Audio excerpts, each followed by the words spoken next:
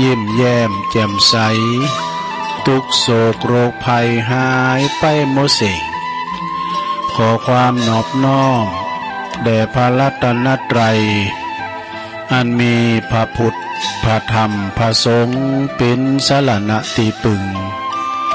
กราบแนบไตรไวสาถวายความเคารพมายังครูบาอาจารย์พระมหาเถรานุเถระท่านเจ้าคณะพระสังฆาธิการพระภิกษุสามเณรเจ้าจุโตนจุองค์กุวัดวาอารามพร้อมตึงสำนักติภักสงฆ์โตยเนอะขอความเจริญในธรรมเจริญปอนเจริญชัยสวัสดีปีใหม่เมืองตุยกับบรรดาปอออกไม่ออกศรัทธาสาธุชนคนดีทั้งหลายเนอะนักศีลนักบุญบ่ว่าจะพินปอหลงแม่หลงปอลุงแม่ป่าปีป่าหน้าเอาอาศรัทธาตีนจ้องห้องวัดเถ่าแก่หนุ่มกำใหญ่น้อยใจยิงต่างหลายเนอะนะที่เปิดวิทยุฟังกันอยู่ต่างหอต่างเฮินต่างบ้านต่างจองกันในเวลานี้เนาะเวลานี้ก็เป็นเวลาดีตีสามป่ายมาสักน้อยก็มาหมุนคืนวิทยุเปิดฟัง เปิดฟังรายการนี้ปนต่างจีวารายการสัพเพเหระปกิณกะขอนลุงไก่แจ้ง รายการเสียงธรรมแสงทองซึ่งดำเนินรายการบริหารเวลาโดยต้นตัวแห่งอาตมาภาพเก่ากับผมตุลุงนันชัยวัฒนาคเสโน แห่งวัดพระธาตุดอยน้อยตำบลดอยหล่ออำเภอดอยหล่อจังหวัดเชียงใหม่ก็มาพบมาปะกันเนอศรัทธาญาติโยมสามเจ้าพัดสุกเสาพัดสุกเสาตีสามก็มาฟังกันไปเนาะแก่งอมแก่เงากันไปเป็นกูเป็นกำลังใจให้กับปอออกศรัทธาเด้อเนาะมามาจานำเอาสาระธรรมกรรมชาดกพองนะนำธรรมคำสอนพองเอกนะเราสู่จู้กันฟังเนาะศรัทธาญาติโยมทั้งหลาย วันนี้มาพบมาปะกันแล้วก็กำเดียวก็มากันเนาะตุลุงก็เขาจะได้พระตังสถานีวิทยุก่อนได้สวดมนต์ก่อนกันเนาะใครลุงลืมมันอ่ะปีใหม่มาก่อนสวดมนต์ก่อนที่จะพระตังสถานีวิทยุที่เปิ้นมีบุญต่อโสตประสาทหูเฮาเนาะที่ฟังกันถึงจ้องถึงบ้านนะตุลุงก็จะสวดมนต์กันเนอะลงเนอะตื่นกันมาแล้วบ่ตื่นมาก่อนนอนอยู่หันเนอะมันเจ้าอยู่ไปลุกมาเตอตุลุงจะเป็นเก้าเป็นโหนำสวดมนต์กันเนอะ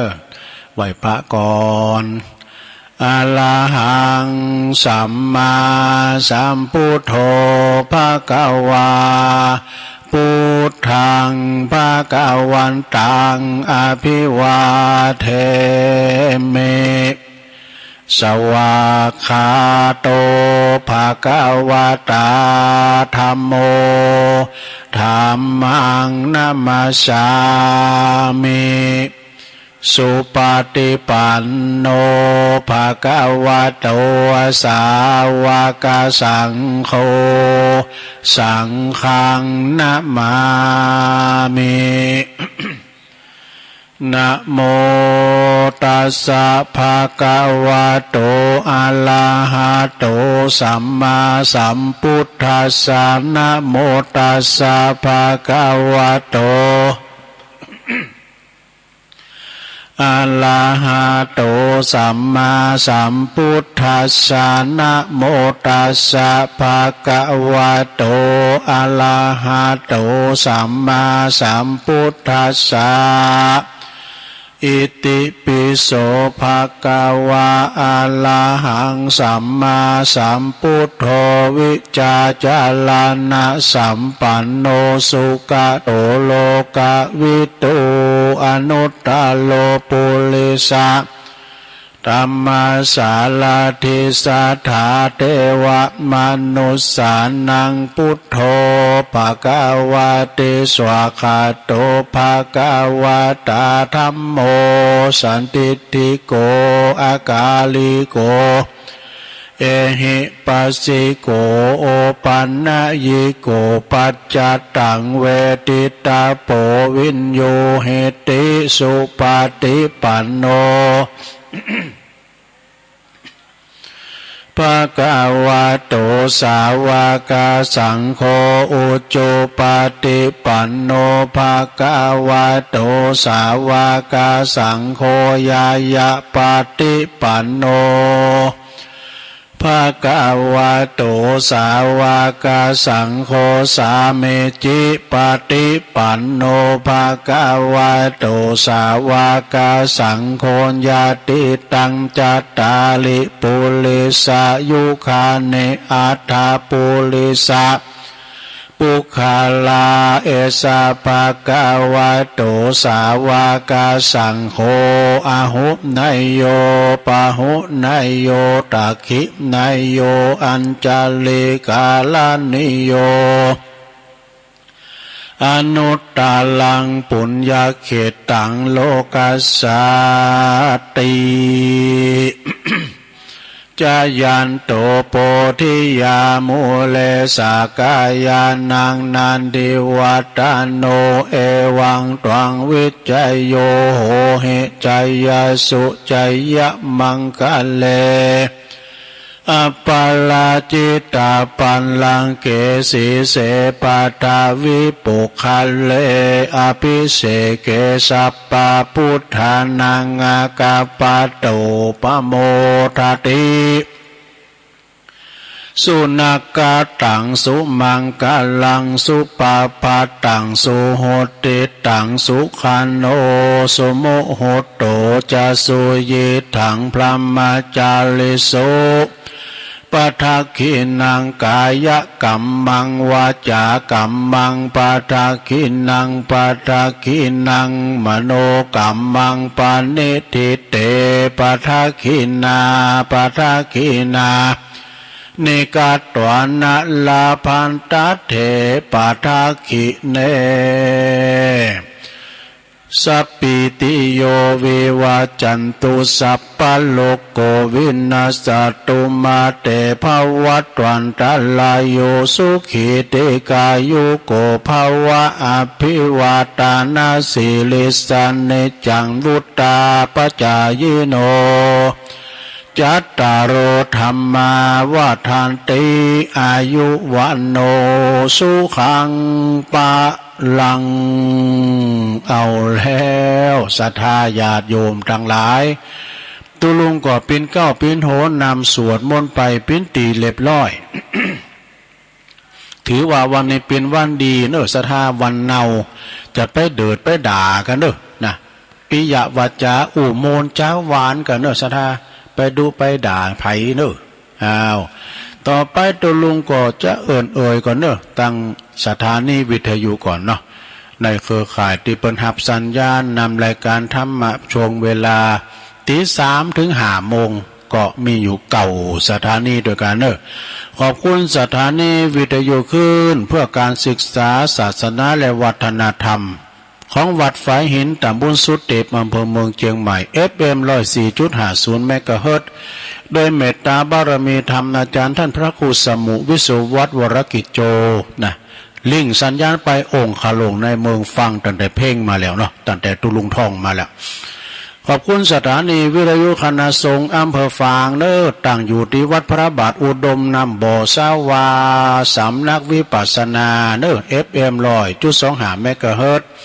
โดยเมตตาบารมีธรรมในพระเดชพระคุณหลวงพ่อท่านพระครูสุจิตานุรักษ์ด็อกเตอร์หลวงพ่อเจ้าคณะอำเภอฝางเนอ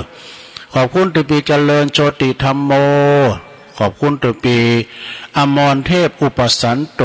ตุปีโจเนอองค์ขลงในเจียงใหม่ในอำเภอฝาง3 อำเภอก็ฟังกันอย่างสบายเนอขอบคุณสถานีวิทยุแดนดินถิ่นล้านนาตั้งอยู่ที่บ้านหงงัวตำบลน้ำบ่อหลงอำเภอแสนป่าตองเนอ FM 103.50 เมกะเฮิรตซ์โดยปีอ้ายใต้หูฮ้อเนอรุจิสมบัติเงาคำขอบคุณสถานีวิทยุคลื่นธรรมะของชุมชนวัดห้วยตองซักตำบลขวงเป้าอำเภอจอมทองเนอ FM 98.75 เมกะเฮิรตซ์โดยเมตตาบารมีตามอาจารย์พระครูวาปีวรมานิจเจ้าอาวาสและก็ท่านพระอาจารย์ชาวลิชยวังโสพระช่างเทคนิคของเฮาเนาะองค์คลงตั้งโซนไต่ก็ฟังกันไปตั้งแต่ตี 2ฟังเพลงลำวงนะลำวงสงกรานต์ของสุนทราภรณ์เอาขอบคุณสถานีวิทยุมนต์เสียงธรรมจากอำเภอแม่แจ่มจังหวัดเชียงใหม่นะตั้งอยู่ที่วัดบุพารามเนอะตำบลช่างเครื่องอำเภอแม่แจ่ม FM 106.25 เมกะเฮิรตซ์โดยเมตตาบารมีธรรมหลวงพ่อพระครูมงคลวิสิทธิ์หลวงพ่อใหญ่เจ้าคณะอำเภอแม่แจ่มเนอะขอบคุณท่านพระปลัดทั้งสองอุทัยด้วยเนอะขอบคุณสถานีเน็กเนลเรดิโอ FM 96.75 เมกะเฮิรตซ์ตั้งอยู่ที่บ้านจงตำบลทุ่งกวาวห้างหุ้นส่วนจำกัดอนุสรณ์เรดิโออำเภอเมืองจังหวัดลำปางเนาะขอบคุณสถานีวิทยุชุมชนคนเหนือเขื่อนตั้งอยู่ที่บ้านดงดำอำเภอฮอดจังหวัดเชียงใหม่ FM 90.75 เมกะเฮิรตซ์ขอบคุณสถานีวิทยุเพื่อการศึกษาและพัฒนาอาชีพ Radio Network FM 103.00 เมกะเฮิรตซ์อำเภอเมืองจังหวัดลำปางโดยคุณอนุพงษ์ตาจีนาสถานีสุดท้ายสถานีที่ 9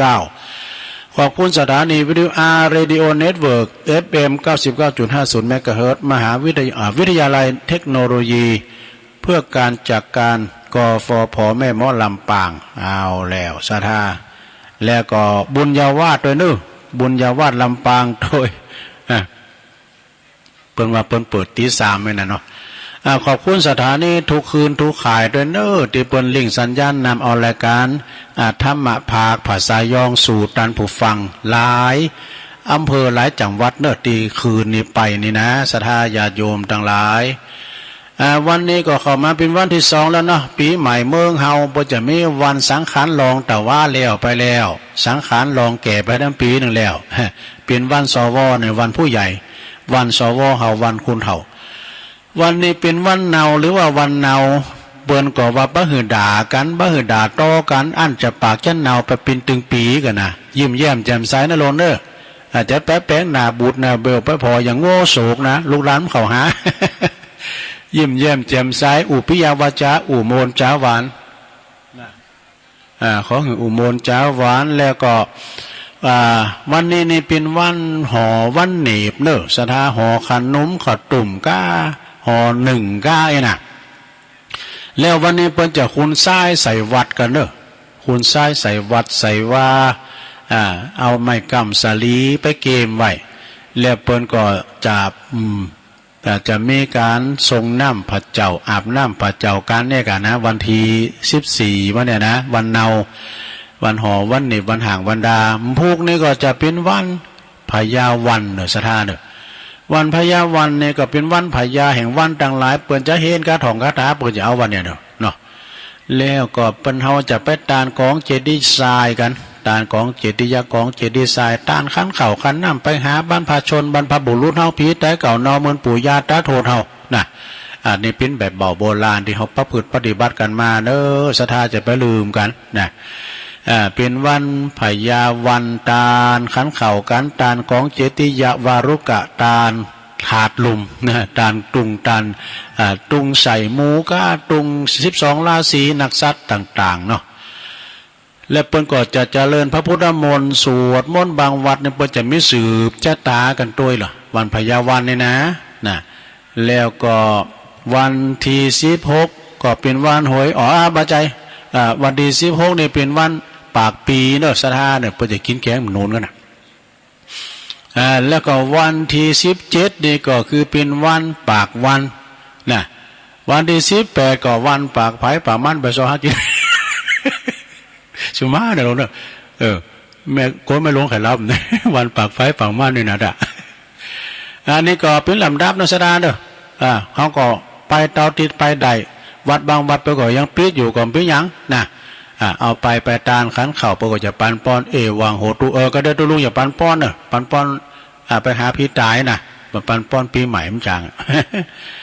วันนี้ก็ตั้งอกตั้งใจนะก็เดียวก่อนจะเตะทำนะเอาเกตความหูนี่เล็กๆน้อยๆก่อนเด้อศรัทธาเปิ้นว่าสัจธรรมความจริงที่ยิ่งใหญ่เกินกว่ามีอยู่5อย่างเด้อนะ อันนี้แม่จันเลื่อนใสเปิ้นขอคิดเปิ้นเนอะโอ้เขาทาเนอะมีอย่างพองเกินความจริงหาอย่างหนึ่งบ่มีมิตรเกี่ยวสหายข้ามใดๆยิ่งใหญ่ไปกว่าความหูความหูเฮานี่เอาตัวหลอดนะศรัทธาญาติโยมทั้งหลายนะสองบ่มีศัตรูใดๆที่จะยิ่งใหญ่ไปกว่าความเจ็บไข้ใดป่วยนี่อันนี้เป็นศัตรูเฮาแต่ลุงตัวลุงเจ็บหัวเข่าแข้งขาเนี่ยพระช่วยได้พงนะมันเป็นศัตรูหัวเข่านี่นะ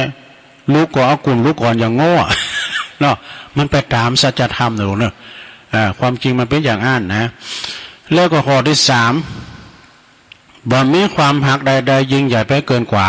ความรักของพ่อแม่นี่หักลูกนะสะดาบางคนในลูกหักพ่อหักแม่เนี่ยห้องพ่อห้องแม่เป็นเสือเถ่าโอ้โหไพว่าสักเตอพังพง5ใส่พ่อใส่แม่นะป้าหาหัวใช้การใช้ข่าวเลยยังมายืมหนาน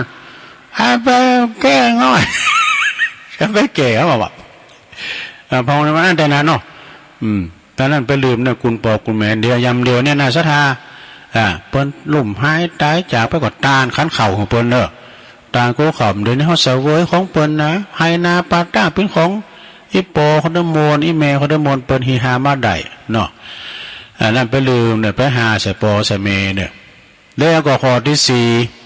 บ่มีอำนาจใดๆจะยิ่งใหญ่ไปกว่ากฎแห่งกรรมนี่ศรัทธาอย่างว่ากฎของวินัยกฎของกฎหมายอาจารย์ประวามว่ากฎของกฎหมายนี่อาจจะหลีกเลี่ยงได้นะแต่กฎแห่งกรรมไม่มีทางหลีกเว้นนะมันตัวจัดเน้มได้มันตัวจัดหนาบุญกรรมเนี่ยเนาะสดากรรมมุนาวัตติโลโกเฮาป่นพระแต่ถึงว่าเนี่ยเกิดมาใจกรรมด้วยเนาะกรรมให้กรรมดีกรรมขาวกรรมดำเนี่ยมันมีนะบางคนก็เกิดมาอยากไล่เข็นใจกับบางคนก็พิเศษทีเนาะเอาข้อที่5สุดท้ายไม่มีคุณงามความดีใดๆที่ยิ่งใหญ่ไปกว่าความกตัญญูกตเวทีดูโอ้เน็ตเนอร์แม่จันเลินใสเนอร์5อย่างนี่นะถ้าเขาเข้าใจและนำไปปฏิบัตินะผู้นั้นจะมีแต่ความสุขความเจริญขออันหนึ่งแล้วก็มีความสุขความเจริญนะคือเขา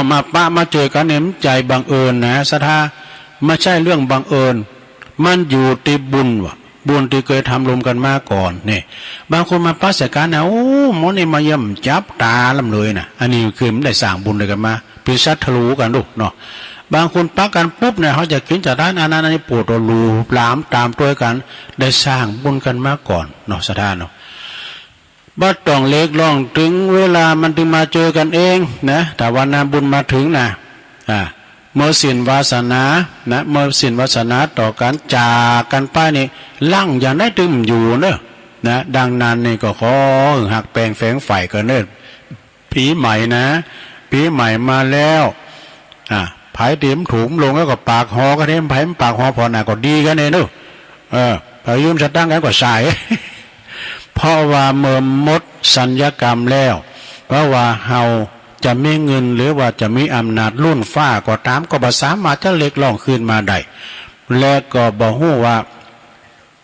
แหมกี่ภพกี่ชาติเขาจะมาเจอกันแหมนะฉะนั้นหักกันแป้งกันไว้เนอสาธุนี่ ขอคิดดีๆนะของแม่จันล้นใสขอบคุณแม่จันเอานี่ทั้งแม่น้อยเหมือนกันเลยแม่น้อยกาดนัดโอ้เพิ่นก็บอกว่าตัวลุงไปพอเด้อหนังสือมันมีหาหนอไอ้นะหนังสือปีใหม่เลื่องสูงใต้ปีใหม่เมืองเขานี่นะก่อนเราล่องวาพอเนอแม่น้อยเนอแต่ว่าตัวลุงเนี่ยมันพยาปึกมันวาจ้าก็ต้องคอยอ่านไปดอมๆนะเปิดว่าขอสวัสดีตึงปีตึงน้องตันตีเกี่ยวข้องเปิ่นป้องวงศาในโอกาสนี้ก็ขอจี้ขอไขจ๋าขอจี้ไขจ๋ามันถึงเวลาเฮฮามนลินนี่งานส่งใต้ปีสุขีตื่นเต้นสุขสมลมเย็นยิงลำปีเก่าผ่านมาหาวาศอกซ้ำพิษหวังเหยียงความเววนมีแค่มีแต่พลาดพลั้งลุงลังซับสนต้องใจอดทน ดินล้นต่อสู่เนี่ยดินล้นต่อสู่ไปนะลงเด้อปล่อยมันผ่านไปอย่าไขกะอูดตั้งใจฟื้นฟูแถมข้างเนี่ยตั้งใจเด้อปีใหม่แล้วปีใหม่เว้นมาขออย่าล้อขออย่ายอบยั้งช่วยกันก่อตั้งความดีสร้างคุณงามความดีไปลงเด้อปีเก่ามาแล้วปีเก่าไปแล้วผ่องแผ้วสดสีปีใหม่ยังมีบอดี้โศกเศร้านี่หมู่เฮาต่างหลายยิงใจหนุ่มเฒ่าคงบ่ซบเศร้าแถมแล้วฝูงฝูงหมู่ไพ่มารคงผ่านกาดแก้วสดใสดังแก้วแวววาวนี่สัปะเหิดเลิงหายวนวายเช้าคงจะถึงข้าวมดขาดช่อยลอยนี่อ้อยลอยกะขออธิษฐานบนบานกล่าวถอยสิ่งตีเลิศลอยมีฤทธิ์เจิญเทพเทวาจุงมาทุกทิศสถิตอยู่เฝ้าโอยใจเฮือหมู่พี่น้องเปิ้นป้องไก่ไก่นึกคิดสิ่งใดสมใจทั่วหน้านี่อายุวันนังพลังแก่กล้าทรัพย์สินผู้คาลาภะนี่ลาภสการนี่กะลาภะสุขกายสุขใจอยู่ในธรรมะกะสดานะโมในธรรมเนอะบันเทิงในธรรมสุขกายสุขใจอยู่ในธรรมะพบป้าแต่ผู้คนดีกัลยาณมิตรน้อยลงเนาะด้วยเงินทองนั้นด่านเงินทองนั้นเข้าขันเศรษฐีล้วนยศทวีลาภยศทวีสุขีเตียงมันนี่คิดสิ่งอันใดหือใดดังอันเงินหมื่นเงินปันมากหนักสมดังพาธนาลงเนาะเห็นหน่อยเดียวจะอยู่จะไปคนใดก็หักประจำตัวหน้าทุกคนตั้งแต่วันนี้อย่าได้ถอยหนเทพไทยเบื้องบนบันดลจวยตุ่มทำการงานใดไผ่อบอุ่มหมู่ปิ้นหมู่เจ้าจุมพร้ำพร้อมเนี่ยสุขสามประการประสานโนบน้อมมีใจอบอ้อมอารีนี่สถานทุกวันทุกเจ้าเนี่ยทุกวันทุกเจ้าอย่าเศร้าโศกีกเกษมเปรมปรีในปีใหม่หน้าในปีไปหน้าเนี่ยปีหน้าปีต่อเนี่ยเดี๋ยวนี้นะปีใหม่เว้นมาเอาอาหน้าป่าสวนเสเฮหาแสซ่อง สนุกสนานวงวานปีน้องโค้งเขตตัวโค้งเขตห้องอาณาเขนข่าวมาแล้วขอลาเต้าอีเราสู่กันฟังก่อนเลยนายเฮ้ยแน่ขอบคุณได้แม่น้อยเด้อเขียนมาแม่น้อยกาดนัดบ่อนดอนโลงนี่เจ้าก็ของแม่จันเลื่อนใส ก็ฟังกันไปศรัทธาญาติโยมทั้งหลายเอาละเนาะศรัทธาญาติโยมวันนี้ตุลุงก็จะได้เตดนำเตดธรรมนะส่งกระแสเสียงไปวันนี้ก็เป็นน้ำธรรมคำสอน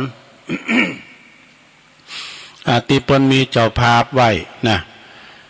ขอบคุณเนอะศรัทธาญาติโยมทั้งหลายวันนี้ก็เป็นวันห่อวันเหน็บก็เลยถือโอกาสจะเตดนำเตดธรรมโดยมีศรัทธาญาติโยมที่เปิดมาปิ้นเจ้าภาพนะตั้งกาดก็ดีเนาะกาดตลาดพดุงดอยแดนนะต่างงานปูนดอยสะเก็ดก็ดีก็มี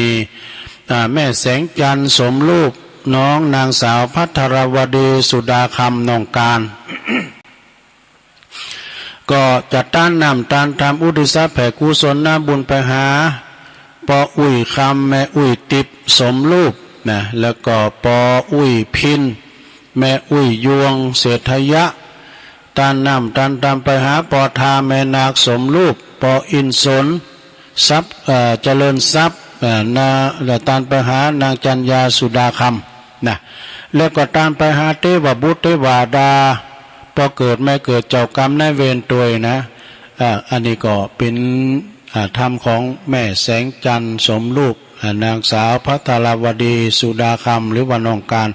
บ้านป่าข้าหมู่สีด้อยสะเก็ดเนอะแล้วก็แถมศรัทธาเจ้าหนึ่งก็หมายเมคณะลูกหลานทุกคน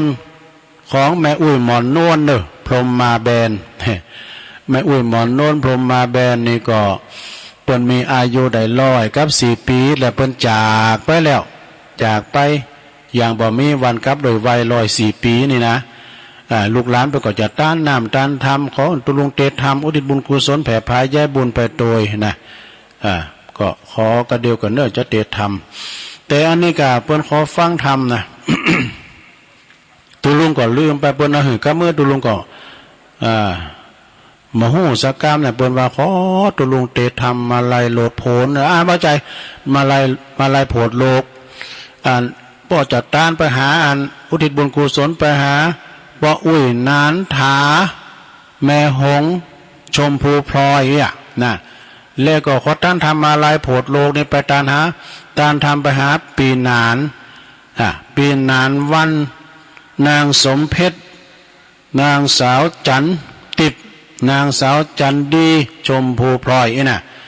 อันนี้นะเปิ้นก็จะต้านนำต้านทำเนาะแล้วก็มี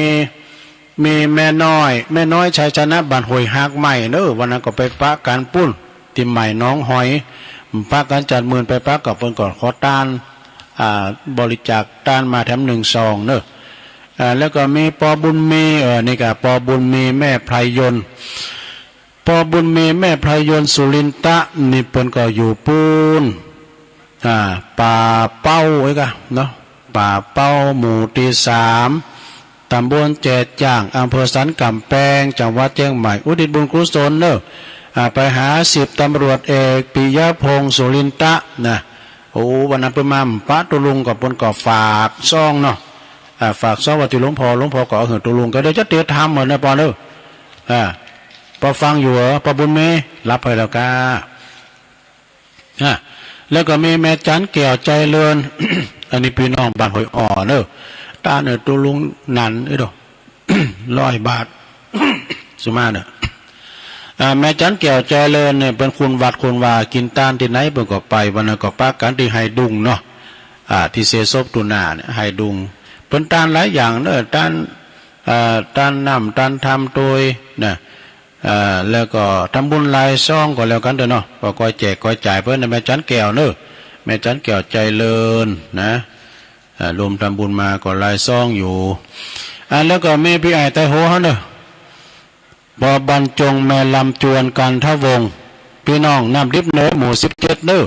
รวมทำบุญอินเทอร์เน็ตตัวลุงทำซ่องหนึ่งอีกดอกแล้วก็มีโยมแม่บุญศรีปาน้อยนี่แม่บุญศรีปาน้อยก็ขอต้านทำมาลายโผดโลกเนี่ยไปหาปอคำกันแล้วปอทองคำคัดท้ายนะก่อนนี้เปิ้นขับรถถึงอาจารย์ก็ขอขอบคุณเนอะอันนี้ก็ปิ้นจือเจ้าภาพตีเปิ้นมาปิ้นเจ้าภาพเตดนำเตดธรรมแล้วก็มีนางคำจริงกันทะกันนะตลาดพระดุงดอยแดนเปิ้นก็เอาไข่เอายามาหอมาอยู่นะก็ขอขอบคุณด้วยเนาะ เอาล่ะเมื่อว่าเปิ้นขอฟังธรรมมาไล่โผดโลก ดูลุงก็จะเตะธรรมกันเนอะ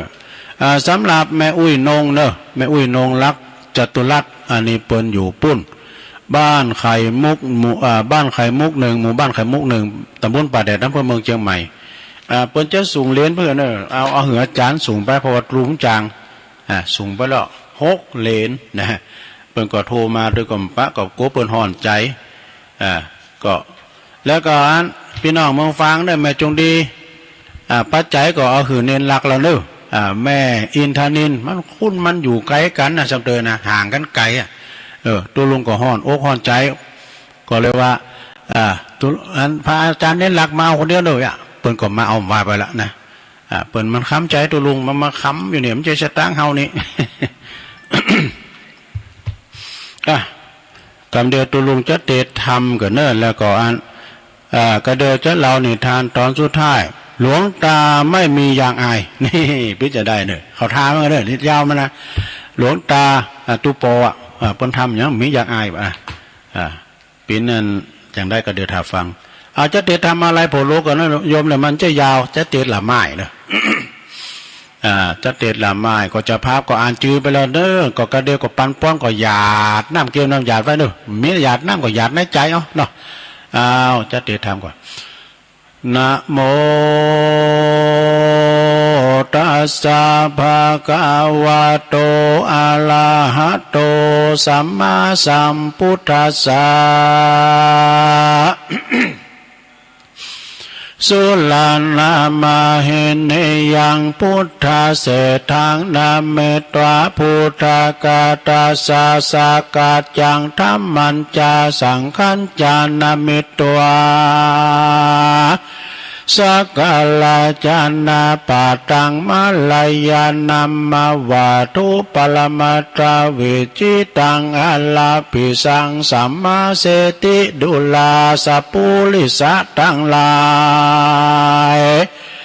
อาจารย์เจ้าตนแปลงกำปีมาลายอันนี้หากตั้งไว้เฮือเป็นติไว้และสักกาลาปูชาแก่คนและเทวดาทั้งหลาย เพื่อเฮือหาย เพื่อเฮือหายอนตาลายตั้งไปในและไปนอกทุกเราขอคันตาสีมาโดยกำปีมาลายอันนี้แลนาตามอัตถกาถาแห่งบาทนันนักผาเจ้าต่างลายเปิงลู่ดังวิสัชญานาไปนานี้แด่เตนะเมตตวาผู้ข้าก่อไว้ยังพลานาวาโลกุตตลธรรมเจ้าเก่าประการกับตั้งพามปาลิญญาติธรรมดวงบานพระเสดอันบังเกิดแต่พระอุลานามิตวา ผู้ข้าก่อไว้ยังพระอาลิยทรงตนทะลงจานตุปาเลสุตาสินใสสะอาดตนปฏิบัติตามรอยพุทธบาทสัพพัญญูนำเอาคำสอนตนผู้โลกลาเหือบางเกิดศรัทธาปัสสาทะแก่กาแก่คนและเทวดาทั้งหลายและนา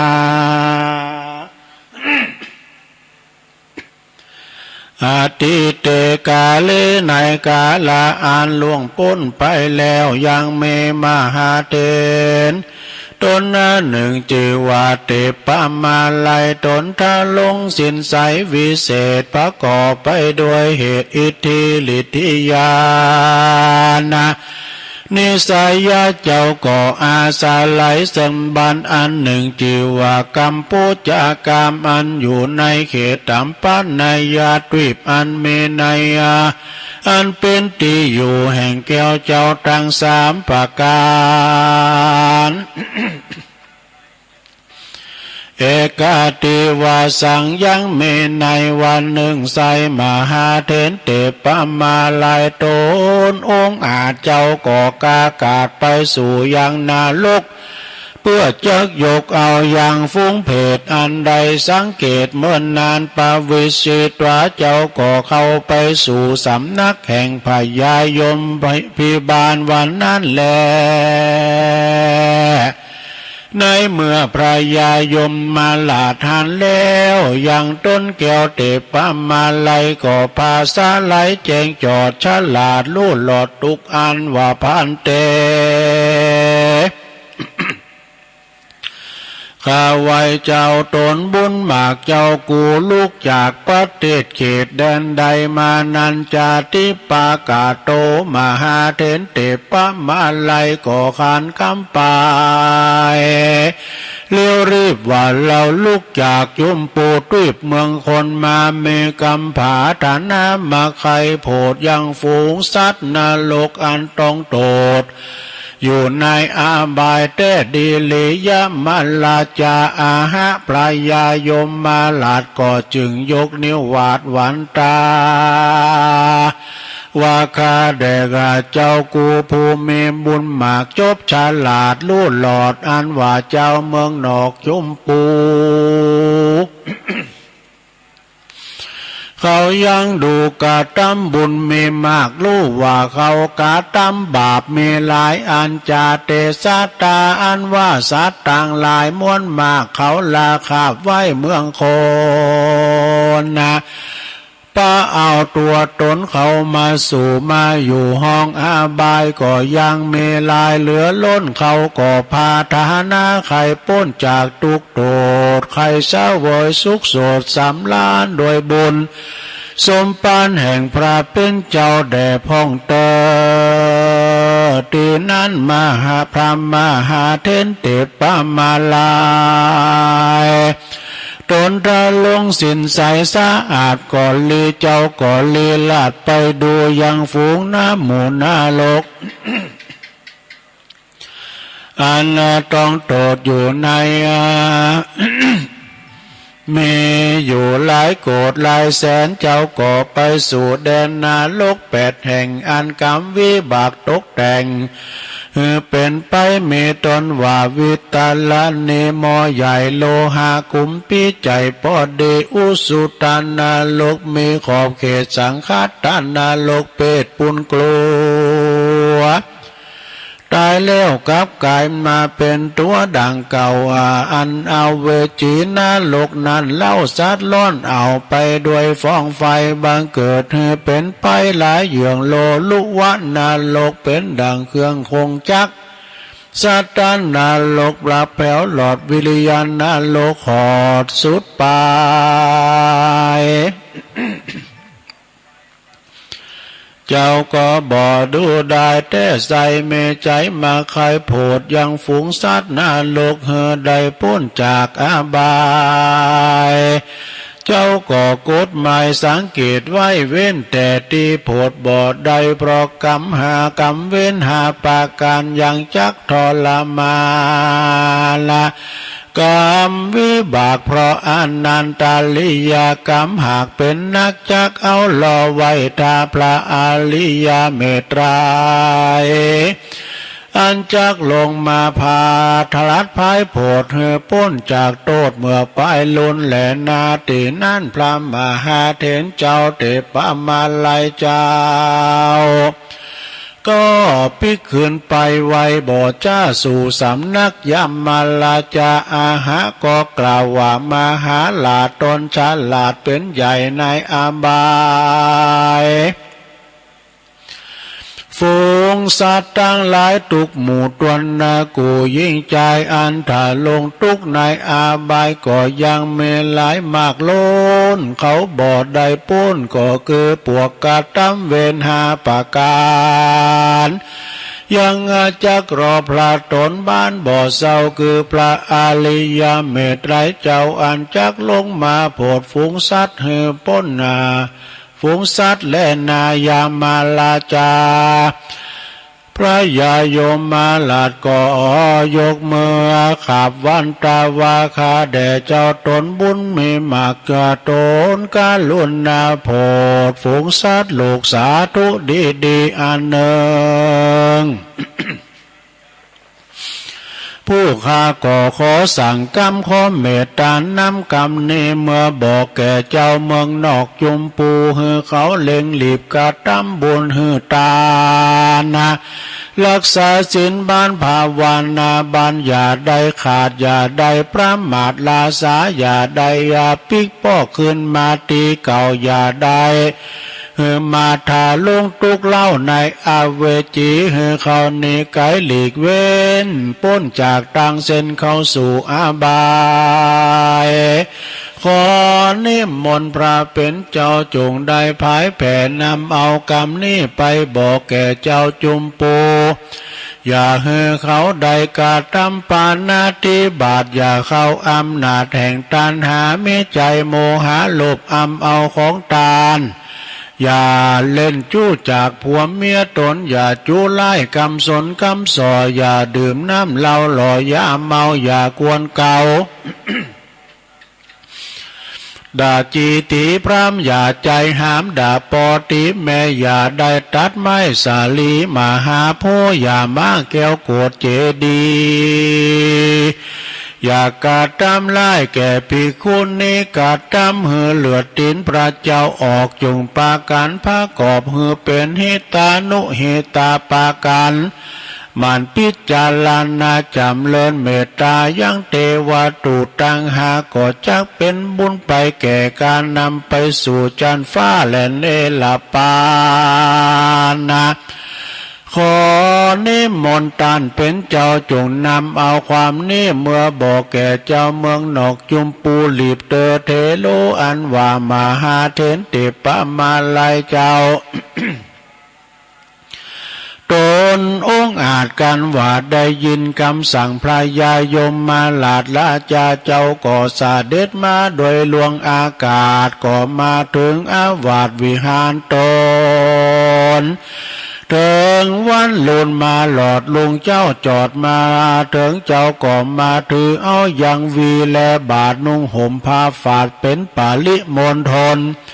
แล้วก็สาเดชนไปสู่บ้านโปจันนากามอันเป็นที่เคยเอาเข้าเป็นที่บาทในอาวาสเกหาตีนั่นแล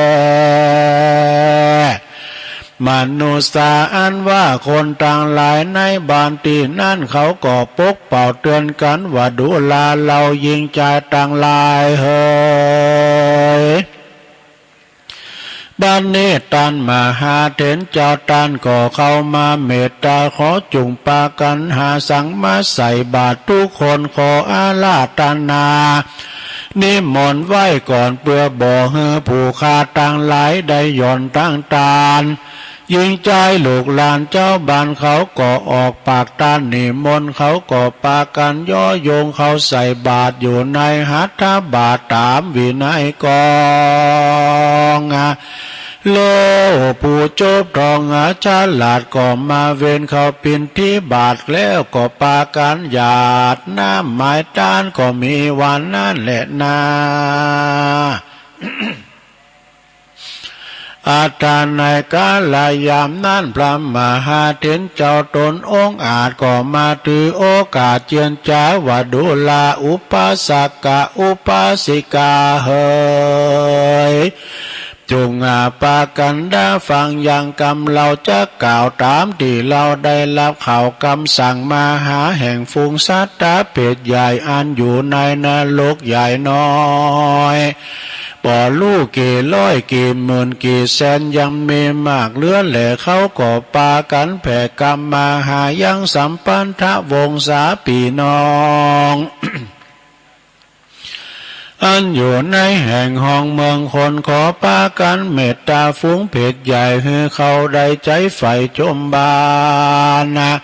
จงมีศรัทธาตานรักษาศีลฟังธรรมอย่าขาดอย่าได้ได้ใส่บาตรอุทิศอย่าน้ำไปหายังฝูงสัตว์เพศใหญ่ให้เขาได้ลีพ้นจากนรกให้ได้ไปยกขึ้นสู่สวรรค์ไปเตรียมตันแตบไก่ต้นตานไทยอินตาเฮใดไปปูจาติวิเศษคือว่าพระเกศเกี่ยวจุลามณีสลีมหาธาตุอย่าได้ขาดจุวันศีลแด่เตอว่าอันวันนั่นและส่วนอันว่ามหาเถรเจ้าเต็บบามาลายเจ้ากันว่าสั่งเฮมนุสาการนาเจ้าจุมปูตรีบสันนั่นแล้วก็กากาศแก้วไปสู่วิหารตนก็มีวันนั่นแลตั้งแลกแต่นั่นไปไปนาส่วนอันว่าคนต่างหลายก็ปาการเว้นจากกรรมหาปาการคือว่าบอกกาตามปานาติบาทบ่ฆ่าสัตว์ละของตานบ่เล่นจู้บ่จู้ไล่หลอกลวงภัยบ่ดื่มไอกินสุราเมลัยต่อแต่กาตามกรรมอันดีมีตนว่าเฮตานรักษาศีลเมตตาภาวนาไปบ่ขาดปาการใส่บาตรหยาดน้ำอุทิศหมายตานไปหายังฟุ้งสัตตาหมู่เพศเพื่อเขาได้พ้นจากเขตอาบายก็มีวันนั้นแหละนานิทิตาขียาอันเก่าแก่ไขยังมหาเถรติปะมาลายจาดุกก็บางกรมสมเรสาเด็จแล้วเท่านี้ก่อนแลสาธุสาธุสาธุเสียงใครดีลงไอ้เสียงแห่ผมเจ้านี่นั่น จีบน้ำอุ่นไปโดยก็มันมีเวลาจีบก็เตะทำไปที่นี่เนาะรับปลากาลงทำมาลายโผดโลกเนี่ยเป็นก่อซ้อนหือกินหือตาน่ะเนอะพามาลายเปิ้นไปเมืองหน้าหก ไปผอมซัดนาลกไปเตียนปุ่นอ่ะไปเยี่ยมสวรรค์ชมนาลกแต่เมื่อไรพามาลายเปิ้นตูวีอันนี้นะไปป้าใส่ซัดนาลกตั้งหลายก็โอ้ปาการบอกเหอะขอสั่งก้ามไปบอกเหอะลูกหลานขานี่ใส่บาทหยาดน้ำไม้ต้านขันเข่ามาพองเต้อน่ะอันนี้สดาญาโยมกับปากันต้านขันเข่าเนอะวันนี้วันพุธนะถ่ายย่อยกันไปเนอะพามาลายเนี่ยเปิ้นโพดได้หมดผลได้ไม่หาอย่างอนันตริยกรรมคือกรรมอันนักหาอย่างข่าพ่อข่าแม่ข่าพระอรหันตาทำลายพระพุทธเจ้าจุนเลิศจำแล้วก็สังขเพศตุยุยงสงเหตุแตกจากการว่าลมโบดกันนี่นะขินต้านโดยกันนี่นะเนาะฉะนั้นก็อันนี้เตดน้ำเตดทำไปตามตีเปิ่นขอฟังมาแล้วก็เตดไปแล้วก็ขอถือว่าวันนี้เป็นวันห่างวันดาตัวลงก็เตดน้ำเตดพระเตดทำไปก็ขอยกยอดกุศลผลบุญต่างหลายไปเหยญาติกาวงศาเนอพี่ไตเก่าเนาเมินเนาะปู่ย่าตายายปู่ย่าตาทดได้รับส่วนบุญส่วนกุศลพิ้นเจ้าภาพรวมกันหมดกันภายฟังก็พิ้นว่าพิ้นเจ้าภาพไว้น่ะเนาะ ได้บุญได้กุศลขอบุญกุศลนี่ไปหอเติงตันผู้ในจะสืบจะตาเนอะจะเตะทำศาลากาลิวิจสูตรสืบจะตาถึงโมดสดาไล่เสด็จจังไรอยู่ดีมีสุขขึ้นสลักสักกะลาปีใหม่แล้วเนาะผูกจะเตะทำสืบจะตาแต่ปัดเคาะรอนาหมดเด้อพวกนะ เอาปอนก่อนเนอะลงเนอะเอาปอนทำก่อนทำอะไรผดโลกน่ะพิ้นเจ้าภาพก่อนดีพิ้นเจ้าภาพก่อนดีการถือว่ายาถาก็หยาดน้ำเอาปั่นปอนก่อน เอวังโหตุดีและอาจารย์ในวันนี้ก็เป็นวันดีสลีสุปมังกาลกาตาอันประเสริฐล้ำเลิศยิ่งกว่าวันและยามต่างหลายสังขารปีใหม่ปีเก่าก็ผ่านลงพ้นไปแล้วปีใหม่แก้วป่ายาวันก็มาจุดจอดรอถึงเติงบัดนี้หมายมีเจ้ามูลศรัทธาต่างหลายได้ปากกันสลงคงควายตกแต่งแปลงพร้อมน้อมนามายังมาทุบุพาลาจาดวงดอกเขาดอกไม้พร้อมกับกีฬานาปัจจัยแต่อย่าว่าทุตานต่างหลายธรรมเทศนามาลายผลโลกมาเป็นตานวาสนิแต่ลีดีลีเปิดจะขอโอดิสาแผ่กุศลน้ำบุญติดตามไปโดยหาอย่างจิตตาดวงวิญญาณของปู่ย่าตาโทษบรรพบุรุษตามโมดตั้งเสงก็ขอแม่นว่าเขาเจ้าตั้งหลายนั้นไปสลัมคำก้าอยู่หน้าแต่ตีแห่งหนตามบุญใดก็ตามห่อนบ่ได้อาบอยากบ่ได้กินอย่างได้เฮก็ดีก็ขอกุศลบุญญาลาสีอันนี้จุงได้ไปหอดไปเติงตันแม่นว่าอยู่ไกลสุดวิสัยไปบ่ฮอดไปบ่ถึงก็ขอฝากตั้งเตปาไทยมาเฮสาขาเทวบุตรเทวดาหักษายังบริวงโคงเขตวัดวาอารามบ้านเมืองฝ่ายได้นำเอาข่าวสารบุญกุศลไปหอดไปถึงไปตึงไปตันไปหอดเมื่อเจ้าขอปิ้นเขาง่ายไปหอดเมื่อควายขอปิ้นเขาตอนไปหอดยามตอนขอปิ้นเกี่ยวปิ้นแสงไปหอดยามแรงขอกับกายปิ้นแผ่นเสื้อแผ่นผ้าไปหอดหมอนลาขอปิ้นเขาติดน้ำติดผ้าตนาสิปากการเหือต้นโตเขาเจาะต่างหลายได้กินได้บริโภคอะไรปิ้นเขาติดน้ำติดปนเสียจากที่ยากพักเสียจากที่พานแม่นว่ากาตาที่การบุญสมปานของเขาเจ้าต่างหลายเหล่านั้นมีแก่นกล้าได้วายน่าเกิดเป็นเต้มบุตรเทวดาอยู่พระสัตว์เกียววิมันคำตีได้ดังอันนี้ก็ดีก็ขอกุศลบุญญาราศีอันนี้จุงได้ไปเติมไปแถมเพื่อได้พินโยยิงโยสลีสัมปติติยิ่งกว่าเก่าได้ร้อยเตาปันปุ้นหน้าเหมือไปรุนขอบุญกุศลอันนี้จุงได้พินพ้นสัตว์ต้อนย้อนมาสร้างพิทักษ์ปกปักหักษา ยังมูลศรัทธาลูกเต่าเหล่าล้านเลนตั้งหลายขอบโคอยู่เย็นเป็นสุขอายุหมันควันยืนมีโจกมีใจหายป้วนเสียจากยังป้าประขอภัยตัวไหลตั้งหลายขอปีขอเดินขอวันขอยามขอเหมือรับเมื่อตื่นเมื่อยืนเมื่อเตียวเมื่อเกี่ยวเมื่อกินขอตั้งนาตั้งหลังขอมขึ้นหันขอมวันโหขออู่ขอจ๋าข้อนาต่างๆข้อ13นาม15สัพพะทุกโศกโลกภัยสัพพะเสน่ห์จังไรตั้งหลายวิวันใจเยหือมันเกี่ยวมันกาดหือมันหอมมันหายโตกไปตามเส้นไหมไหลไปตามเส้นไฟเกิดมาภาวะใดจัติใดก็ขอเขาตันทั้งหลายเกิดมาปะใส่ลมเงาพระพุทธศาสนาเนาะได้อยู่กินอยู่ต้านไปใจแล้วก็ขอตันทั้งหลายประสบแต่โจกปีโจกเดือนโจกวันโจกยาม อายุปีอายุเดือนอายุวันอายุยามไปใจอยู่ก็คือมีใจไปคือมีโจกมีลาผ่าแป้ข้าศึกศัตรูคือได้เจริญไปโดยจตุรพิษและปอนใจอันมีอายุวันนะสุขภาละนั่นจุงจักเมเตียงแต่ดีหลีตามนัยบาทคาถาบาลีว่ายะถาวาลิวาหาปูลาปาลิปูเรนติสากาลังเอวะเมวะอิโตตินังเปตานังอุปกปปติอิสิตังปฏิตังตุมหังคิปะเมวะสมิจตุสัพเพปุเรนตุสังกปาจันโทปนาลโสยะถามณีโจติลโสยะถาโสยาติธัมโมจะอายังนิทัสสิโตเปตานะปูจาจักกตาอุลาลาภลัญจะภิกขุนามานุปัตตินังตุมเหหิปุญญังปสุตังอนาปกันติสัพพิติโยวิวัจจันตุ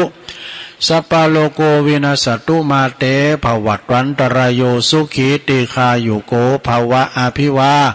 ตานาสีลิสานิจังวุตาปัจจายโนจัตตารโอธรรมาวัฏันติอายุวันโนสุขังปะลังใหม่ข้าวต้มรสต้มยำมันกุ้งเน้นๆแซ่บจี๊ดสะใจซื้อเลยที่เซเว่นเนสแกนซ้ำชงเย็นอร่อยเข้มข้น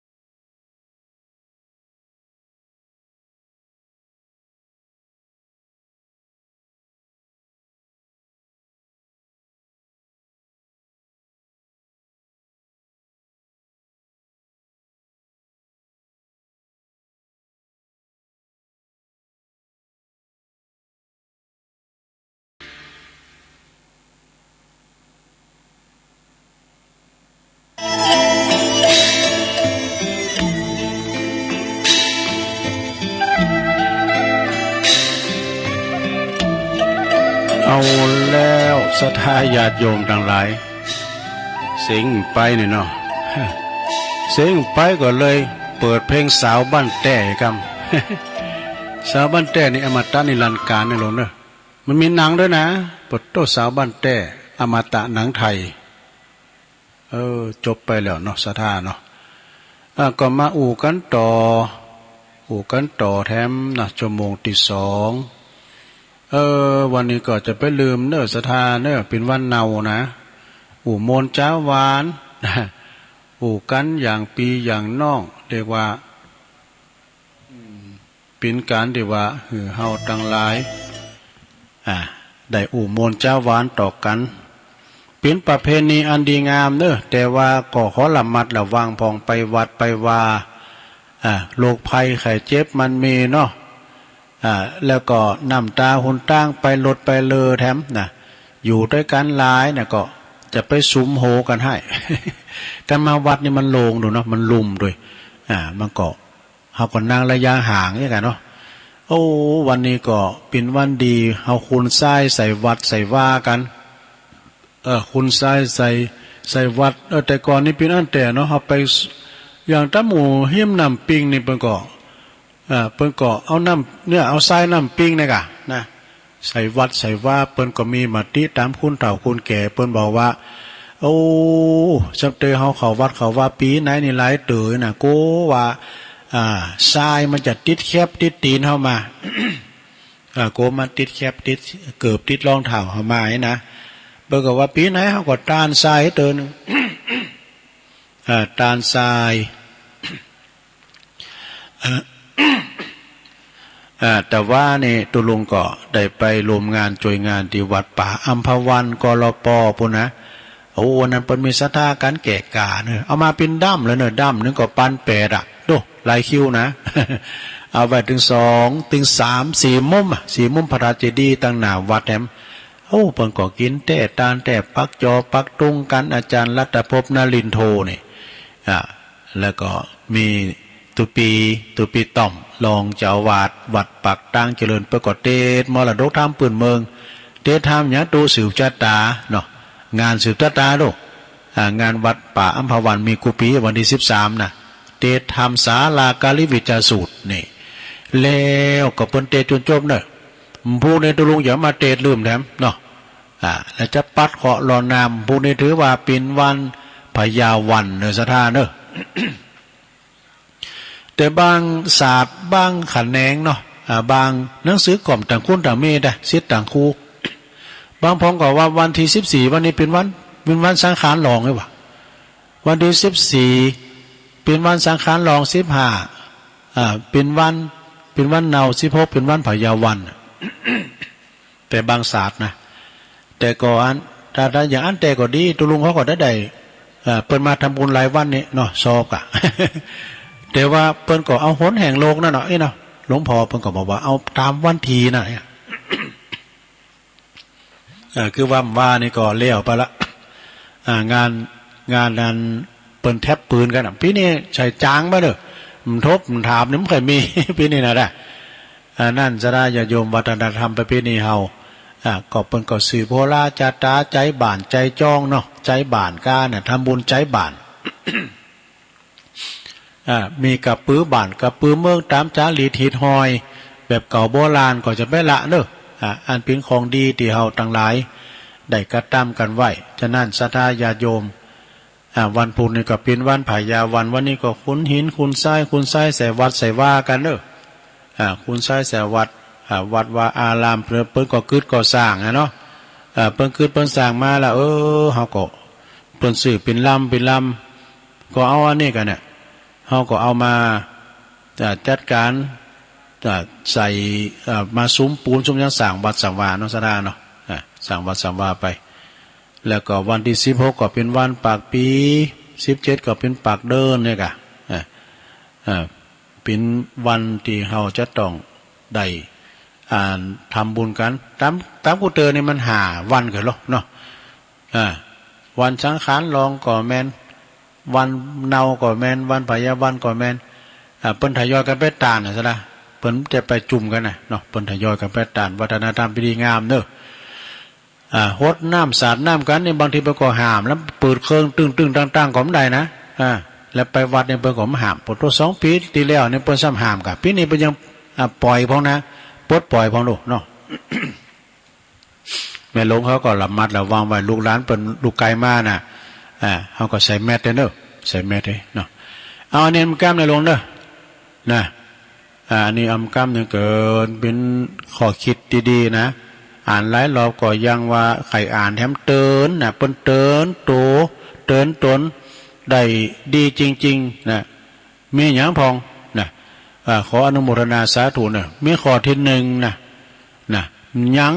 คุมที่สุดเนี่ยเปิ้นว่าพราหมณ์เนี่ยมันไข่ตาปะลองพระพุทธเจ้าแล้วหยังเดี๋ยวเปิ้นตามปัญหาเนาะพระพุทธเจ้าถามปัญหากับพราหมณ์อะไรคมที่สุดเนี่ยพราหมณ์ก็ตอบว่าโอ้ก็ไม่มีหยังเมตที่รับที่ฝนเมตนะกะหินกะเนี่ยมันคมที่สุดพระพุทธเจ้าตอบว่าบัจจัยหรอกพราหมณ์ผิดแล้วเนี่ยตัด2 คะแนนวาจาน่ะวาจาที่น่ะกำอูกำจาเขาเนี่ยซะนะมันคมที่สุดนะลุ่มออกจากปากแผ่วเบ้านะเกิดสงครามได้เนอะชนะเนี่ยวาจาที่ใส่ร้ายผู้อื่นทำร้ายหัวใจผู้อื่นคมที่สุดบาเท่านั้นนะมึงไม่ว่าคมมันนะบ่ามันดีนะเนาะที่จริงเป็นดีเลยเนี่ยข้อที่2เป็นว่าหยังไกลที่สุดพราหมณ์ตอบอะไรหยังไกลที่สุดพราหมณ์ก็ตอบว่าก็ดวงอาทิตย์ตะวันกับมันไกลขอบจักรวาลบุญนี่ไกลที่สุดในโลกเนี่ยพระพุทธเจ้าก็ว่ายังบัจจัยเตอพราหมณ์ผิดแถมแล้วตัด3 คะแนนอดีตที่ผ่านมาต่างหลายกับหลายกันเนอะที่ยาวที่สุดนะพราหมณ์ก้านแล้วต่อไปข้อที่3 ข้อที่3พราหมณ์ตอบได้การตอบได้ก็คือ5 คะแนนเลยหยังลองตายมาหรอ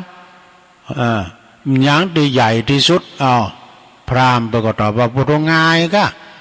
พุทธบอมก็แล้วหยังใหญ่ที่สุดก็ภูเขากับโลกะนี่นะก่อนเขาดังจังตายกันเนาะตายก็ว่าคือหยังใหญ่ที่สุดนะโลกเขาโคบเขาโคบไปถึงแล้วเขาโคบนี่มันโคบมาดูเนาะหยังใหญ่ที่สุดเขาโคบนี่แล้วหยังอยู่บนจอฟ้าเขาก่อนนึกว่าช้างเพื่อไม่โทฟอฟันสระอาไม่โทฟ้าแล้วก็หยังใหญ่ที่สุดในโลกพราหมณ์ตอบว่าภูเขาโลกและมหาสมุทรใหญ่ที่สุดเนอะท่านพระพุทธเจ้าก็ตอบว่ายังบ่ถูกพราหมณ์เฮ้ยตัดทั้ง3 คะแนนความตัณหาความอยากทยานอยากนี่กะมันบ่มีสิ้นสุดนะความตัณหาเนี่ยมันนึงก่อภพก่อชาติไปที่สุดนี่คุณเฮานี่มันเมืองปอมันมีนะสะดาเนาะว่าเปิ้นว่าโตอ้ามใจตุลุงนี่ปอกะ เปิ้นว่ากันหวานนี่นะวันนั้นก็ตุปีอาจารย์นกนะวัดใหม่น้องหอยเปิ้นพุ้ยมนาวพุ้ยกล้วยทานบางคนก็โอ้ได้เลนบาทบางคนก็เลน5บางคนก็ได้เลน10พอเยี่ยมเอาแบ่ง100ซุกเข้าไปนะฮะเนี่ยมันเมืองปอมันมีหรอเนาะฉะนั้นก็ปอเป็นก็แล้วกันเนาะข้อที่4แล้วข้อที่4เนี่ยพราหมณ์เอ้ยอันหยังนักที่สุดพราหมณ์ก็ตอบว่าปุถุกหินล้อเล็กล้อแลล้อดินล้อน้ำล้อนักที่สุดพระพุทธเจ้าว่าผิดแล้วคำสัญญาใดๆที่อู่ง่ายแต่ว่าทำยากคำสัญญานั้นแหละก็คือสิ่งที่นักที่สุดนี่เปิ้นว่าไหนอย่างเปิ้นว่าอู่ไปเนี่ยง่ายแต่เฮาปฏิบัติบ่ได้เฮ้ยเนาะข้อที่5เนี่ยพราหมณ์เด้อข้อที่5หยังมันเบาที่สุดปุถุก็ง่ายก็เหมือนอ้ายกินกล้วยเห็นก่อนนี่นะเปิ้นตายปัญหากันเนาะอะไรใบอยากลูกละเต็มคอง่ายเหมือนอ้ายกินกล้วยหยังกล้วย10 เป้านี่ใบมันกล้วย10 เป้าใบอยากลูกละเต็มคออะไรเบาที่สุดพราหมณ์ตอบว่านุ่นสำลีลมใบไม้แห้งที่เบาที่สุดพระพุทธเจ้าตอบว่าก็บอกว่าไม่ถูกนี่ตัดทั้ง3 คะแนน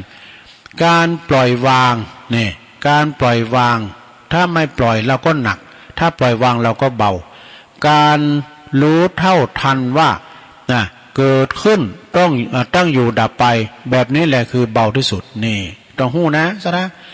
คุณเฮาเกิดมามันจะอยู่ข้ามฟ้าข้ามโลกเหมือนเฮาก็ไปจากกันแล้วซะนะปีใหม่แล้วนะไปปากหอพอหน้าก็ดีกันเนอะอู่กันเนอู่มวนกันเนนะบางคนนี่เขตต่อเขตแดนต่อแดนบางหอก็มีไปว่าสักเถอะวันเดือนปีเป็นยังเปลี่ยนเนาะจิตใจเขาก็เปลี่ยนนะเปลี่ยนเป็นมาเป็นต่างดีนะเป็นมาต่างดีข้อที่6ลองสุดท้ายละข้อ ข้อที่หกหยังไก่ที่สุดพราหมณ์ตอบอะไรใกล้ตัวเราที่สุดพราหมณ์ตอบว่าพ่อแม่ญาติพี่น้องไก่ที่สุดก็แฮนะพระพุทธเจ้าตอบว่าไม่ถูกความตายดูความตายเนี่ยมันวิ่งเฮาเมื่อใดก็ได้มันเป็นเงาติดตามตนเราไปไก่ที่สุดอะความตายอะนะพระพุทธเจ้าถามว่าอานนท์วันหนึ่งเนี่ยอานนท์คิดถึงความตายวันละกี่ครั้งอานนท์ก็ตอบว่า6 ครั้งพระเจ้าค่ะอานนท์ยังมีความประมาทอยู่เพราะฉะนั้นควรจะนึกถึงความตายทุกลมหายใจเข้าออกพระพุทธเจ้าว่านะลมหายใจเข้าไม่ออกก็ตายลมหายใจออกไม่เข้าก็ตายลมหายใจอยู่ปลายจมูกความตายอยู่ปลายจมูกนะพราหมณ์ก็พิษข้อที่7สุดท้ายลงนะข้อที่7สุดท้ายอะไรง่ายที่สุดนี่พราหมณ์ก็ตอบว่าก็กินนอนหายใจง่ายที่สุดนี่พระพุทธเจ้าตอบว่าการธรรมะแบ่งปันแสงสว่างแก่ผู้อื่นง่ายที่สุดเป็นประโยชน์ต่อสังคมโดยนี่นะสะท้าอันนี้ก็คือการตอบปัญหาของนายพราหมณ์พรานเป็นว่าตอบถูกสักข้อว่ะในพราหมณ์นะถ้าประลองกับพระพุทธเจ้านะมาถามปัญหาเอาไปมาพราหมณ์ตอบได้สักข้อเลยจบข่าวเลยนะสะท้าเนาะวันนี้วันนั้นเนาในสถานวันที่14นะวันพุธลุงก็จะทำมาเตจะสื่อโพราจตาวันนั้นก็อาจารย์เน้นหลักไปกดสื่อไปละนะกดโดยเจอกันสื่อปะ เจอกันสื่อโพราจตาวันนี้ตุลุงผมได้ไปไหนสักผ้าสักโคกวาดวัดกวาดว่าผิวห้องกันมาหลกลุงลังต่อไปตุลุงก็ขออนุญาตประกาศข่าวสารงานบุญนี่ก่อนนะลุงเนาะข่าวแรกนี้ก็ขอแจ้งเนาะขออนุญาตแจ้งประชาสัมพันธ์แล้วก็ขอกราบอาราธนานิมนต์ครูบาอาจารย์เนาะเชิญชวนศรัทธาทั้งหลายโดย ศรัทธาญาติโยมทุกท่านเนื่องจากว่าวันที่24 เมษายน 2565ต่างคณะสงฆ์นักเผยแผ่ธรรมต่างสถานีวิทยุนะทุกเครือข่ายทุกสถานีจะได้จัดให้มีการซักเก่าดำโหครูบาอาจารย์นะลงเนอะนะพระเถระแล้วก็พระสงฆ์ที่เป็นจัดรายการออกสถานีวิทยุในเครือข่ายเขื่อนสีขาวนะแล้วก็ตีปุ้นไปจัดไหนมอนพระเจ้าสีสองเมืองบนเนอะดอยนาแก้วบนนะลงนะดอยนาแก้วนะมันเขตร้อยต่อเชียงใหม่กับเชียงรายมันไก่มันจุดศูนย์กลางดีนะลงเนอะจุดศูนย์กลางดีเนอะคือกำหนดดังต่อไปเนี่ยเป็นมี2 ภาคเนอะภาคเจ้าภาคบ่ายนะทั้งบ่ายทั้งเจ้าทั้งบ่ายตอนเจ้าก็ตั้งแต่เวลา8 โมงถึง10 โมงนี่ก็ศรัทธากับประชาชนแล้วก็พระสงฆ์ญาติโยมเนี่ยเดินทางมาถึงสถานที่เนาะตอนนั้นนี่มันก็ไกลเหมือนกันมาถึงสถานที่ก็8 โมงกึ่งละเขาก็ปากันนะรวมทำบุญปักปัจจัยปักตุนปัจจัยกันถวายพระสงฆ์นี่ตุนโลมเนอะตุนโลมหมดถึงเวลา10 โมงถึง11 โมงเนี่ยก็พระสงฆ์ทั้งนั้นพระสงฆ์นักจัดรายการเพิ่นก็จะเจริญพระพุทธมนต์แล้วก็สะเก่าดำโหพระเถระชงแหลกเนอะศรัทธา11 โมงก็ถวายภัตตาหารเพลแด่พระสงฆ์เนอะต่อจากหานนั้นก็12หรือว่าเต็งกึ่งถึง2 โมงนี่ตอนนี้ก็ชงบ่ายแล้วเนอะก็เปิดโอกาสถึงศรัทธาญาติโยมที่เพิ่นมาทำบุญภาคบ่ายยามเจ้าเพิ่นมาภาคบ่ายกินข้าวตอนมาถึงเต็นนะก็14 นาฬิกาพระสงฆ์ก็จะได้เจริญพระพุทธมนต์ชงบ่ายเนอะแล้วก็ประกอบพิธีสะเก่าดำโหสุมากาลวะพระสงฆ์องค์สังฆเจ้าสุมากาลวะกันนะในเวลาว่าตอนบ่ายนะศรัทธา14 นาฬิกานะที่แล้วก็พิธีสะเก่าดำโหสุมากาลวะครูบาอาจารย์ถวายทายทานทุกรูปนี่14 นาฬิกา 30 นาที คือว่าบ่าย2 โมงครึ่งนะก็จะมีการสักการะพระเจ้าสีสองเมืองเนอะศรัทธาเปิ้นถือฮดน้ำนะเปิ้นติดค่ำแล้วนะเอาก็โดยหลวดดอกไม้ทูบเทียนสลวยดอกไม้อย่างเงี้ย จากนั้นก็เดินทางปิกบ้านปิกจ้องโดยสบัดที่ภาพโดยปลอดภัยเนอะ24 เมษายนนะลงเนอะดังนั้นโอกาสนี้ก็จึงขอบอกขอกราบอาราธนาครูบาอาจารย์ทุกรูปเนอะได้เมตตารวมกิจกรรมอันไปขอไปปีเนอร์นาบุญศรัทธาได้สักการะบูชากราบไหว้นะเจิญขอเจิญศรัทธาญาติโยมทุกท่านโดยเนอร์ไปรวมบูชากุลของครูบาอาจารย์เนี่ยเปิ้นลูกเจ้าตื่นเจ้ากันได้อย่างตุลุงนะโอ้ลูกแล้วเมื่อเตงดูเตงปลายฟังตุลุงทองเปิดเพลงลำวงงานปีใหม่ไป มันได้มาโดยจิตโดยใจนะคือว่ามันมีความตั้งใจไม่ได้อามีสินจ่างเนี้ยอามีสินจ่างก็คือโยมได้ทำบุญเนี่ยกะอย่างเจ้าอ่านและจือไปกะเนาะจากนั้นก็จะไม่ลืมเนอะวันที่24เป็นวันติดพอดีเนอะก็ตั้งแต่เวลา 8 โมงเป็นต้นไปเจิญศรัทธาญาติโยมไปรวมทำบุญกินต้านด้วยกันเนาะอันนี้ก็ข่าวอันแรกก็ผ่านไปเนอะศรัทธาดอยนางแก้วเอาต่อไปข่าวต่อไปนะอันนี้ก็แล้วไปนะม่อนจอมพอแล้วไปมันได้เลี้ยงสักคำดูนี่17 มีนาโอ้แล้วไปนะอันนี้วันเตือนลมทำบุญออกเม้นพระราชทานเพลิงศพเนอะในเมตตาบารมีธรรมหลวงพ่อพระครูมงคลศิริวงศ์อายุบน71 พรรษา50อดีตนั้นเปิ้นก็เป็นเจ้าคณะตำบลเหมืองแก้วอดีตเจ้าวาดวัดดอนตันตำบลเหมืองแก้วเนอะเปิ้นจะได้ออกเม้นพระราชทานตั้งแต่21ถึง24 เมษายนเนอะปีใหม่แล้วก่อน21ถึง24 เมษายนก็ไปรวมทำบุญกันเนอะ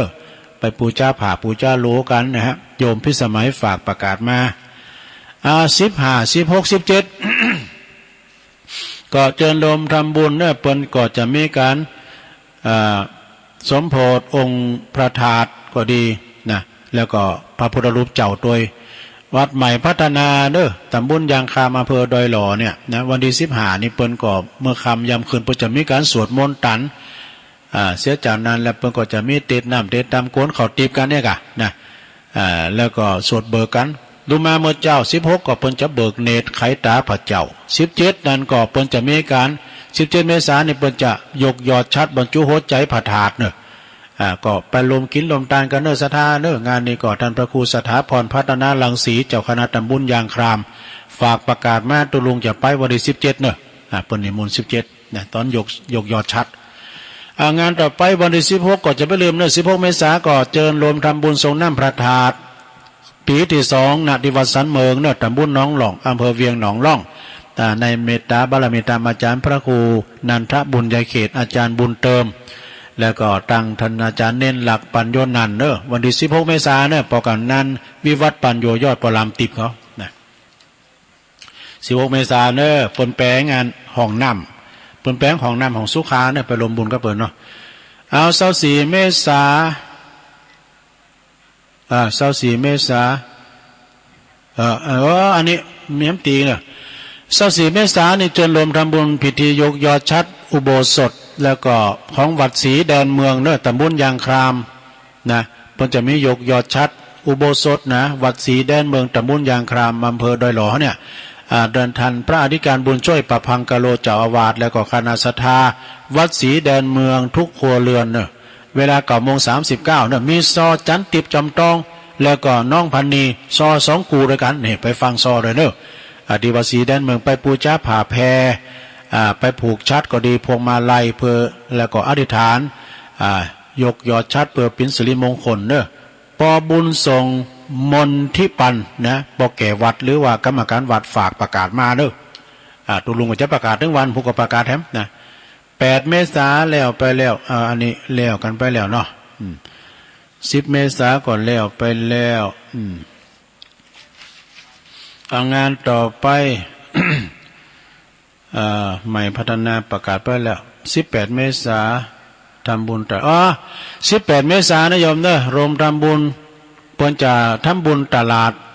กาดนาวัดพระธาตุดอยหล่อเนอะเวลา9 โมงเป็นต้นไปปอก้าแม่ขายทั้งหลาย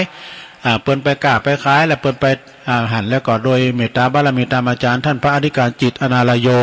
เจ้าอาวาสเนอะเปิ้นก็จะเป็นเก้าเป็นกันในการทำบุญครั้งนี้นะเปิ้นจะมีการเจริญพระพุทธมนต์ค่าๆก็ว่าสืบชะตาปีนั้นก็ทำให้เตือนหนึ่งนะ18 เมษายนเนอะพระสงฆ์จำนวน5 รูปจะเจริญพระพุทธมนต์ แล้วก็พอกล้าไม่ขายก็ไปเนอะต่างโฮงตานกันด้วยนะอันนี้ไหวสาวัดน้องหอยใหม่น้องหอยแล้วไปละเนาะแล้วไปแล้วสันกูทองก็แล้วไปแล้วโอ้สันกูทองคุณลายเนอะวัดของครูบาศรีหมื่นนะอันในเฟซในไลน์อาจารย์มหาเปิ่นไปจอยเนาะแล้วก็ที่พักสงฆ์กูขี้เหล็กก็แล้วไปแล้วแล้วมีไหนแถม23 พฤษภาอันนี้ไหนเนี่ย23 พฤษภานี่23 พฤษภานี่วัดศาลาเนอะตำบลน้ำแพร่อำเภอหางดง เปิ้นก็จะมีการทำบุญครบรอบ3 ปีครบ3 ปีการมรณภาพของครูบาเจ้าอินตากตปุญโญหรือว่าราชดินนามครูบาเกาะพระครูพิพิธปุญญาภิรักษ์นะในเวลา9 โมงเนอะได้นิมนต์พระสงฆ์สวดพุทธมนต์ธรรมนิยามสูตรตรงกับเดือน8แฮม8 ค่ำเตากับพระบาทตักผ้างานพระบาทตักผ้าพอดีเนอะพระเจ้าป้าปิ้นเจ้าภาพลงทานสังฆทานก่อนติดต่อได้ตีหลวงพ่อท่านพระครูโชติสุวรรณสอนนะหลวงพ่อใหญ่เฮาเปิ้นก็เป็นประธานในการทำบุญครั้งนี้ครบรอบ3 ปีของครูบาอินตาเนอะ23 พฤษภาเดือนหน้าบุญนะเดือนหน้าบุญวันนั้นก็ไม่ได้ไปสักการขออภัยเนอะพี่น้องทางสันบะกรูด สันมะกรูดโดยมีตุปีท่านอาจารย์จิตรกรตุปีแตกเจ้าวัดตุปีกอบเขาเนี่ยพอกำนันซักเขาก็ดีปีนั้นหนอเขาก็ดีกับอบต.อ้วนบนต่างใจมาหนิมุนไม่ได้ไปสักครั้งเตียนวัดของมันจุ้มอยู่ที่นี่กะช่วยงานวัดไฮดุงก็ขออภัยด้วยเนอะไปตัวโอกาสหน้าเนอะปล่อยหลวงนะโอ้ยเสียดายเดี๋ยวปล่อยหลวงวัดนั้นวัดปนตานวิหารที่วัดสันมะกรูดตำบลบ้านแป้นเนาะก็ขออภัยด้วยเนอะไม่ได้ไปก็ผลสักครั้งถ้าตอนนี้ตุลุงจะตักต่างลายกันเนอะอันนี้ขอบคุณโยมพี่น้อยพี่ยุพินหอมมาลาจากแม่โยกเนอะอันนี้พุกเปิ้นจะเป็นเจ้าภาพในการเตธรรมมันศาลากาลิวิจสูตรด้วยเนาะขอบคุณตุปีเนอะเจ้าอธิการวิชาสุจินโนเจ้าคณะตำบลโมงน้อยเจ้าวัดป่าตานไหวสานะครับเนอะเจริญปอนไปตังปครูสุทัศน์กันทวังโดยเนอะปครูแล้วก็เป็นจานวัดด้วยโยมอาลีจากตุนเปาเนอะตุนเปาสันกำแพงแม่หลวงสุมาลังกาเพียนจาก4 แยกป่าห่าตำบลเมืองจีนเจ้าเปิ้นโทรมากำได้รับสายเนาะขอบคุณแม่ศรีธรเปรมจิตอันนี้เปิ้นอยู่ปุ้นอยู่หนองบัวชัยประการแม่สุทัศน์ดีมูลเนอะจากแสนพรมทุ่งปีฟังอยู่เจ้าแสนพรมทุ่งปีแม่วางแม่โยมชื่นใจไพรวันอันนี้เปิ้นอยู่ปางน้ำทุนะไก่กับมอนสี2 เมืองนะฟังอยู่เจ้าแม่ครูทองคำที่วงคำเนอะ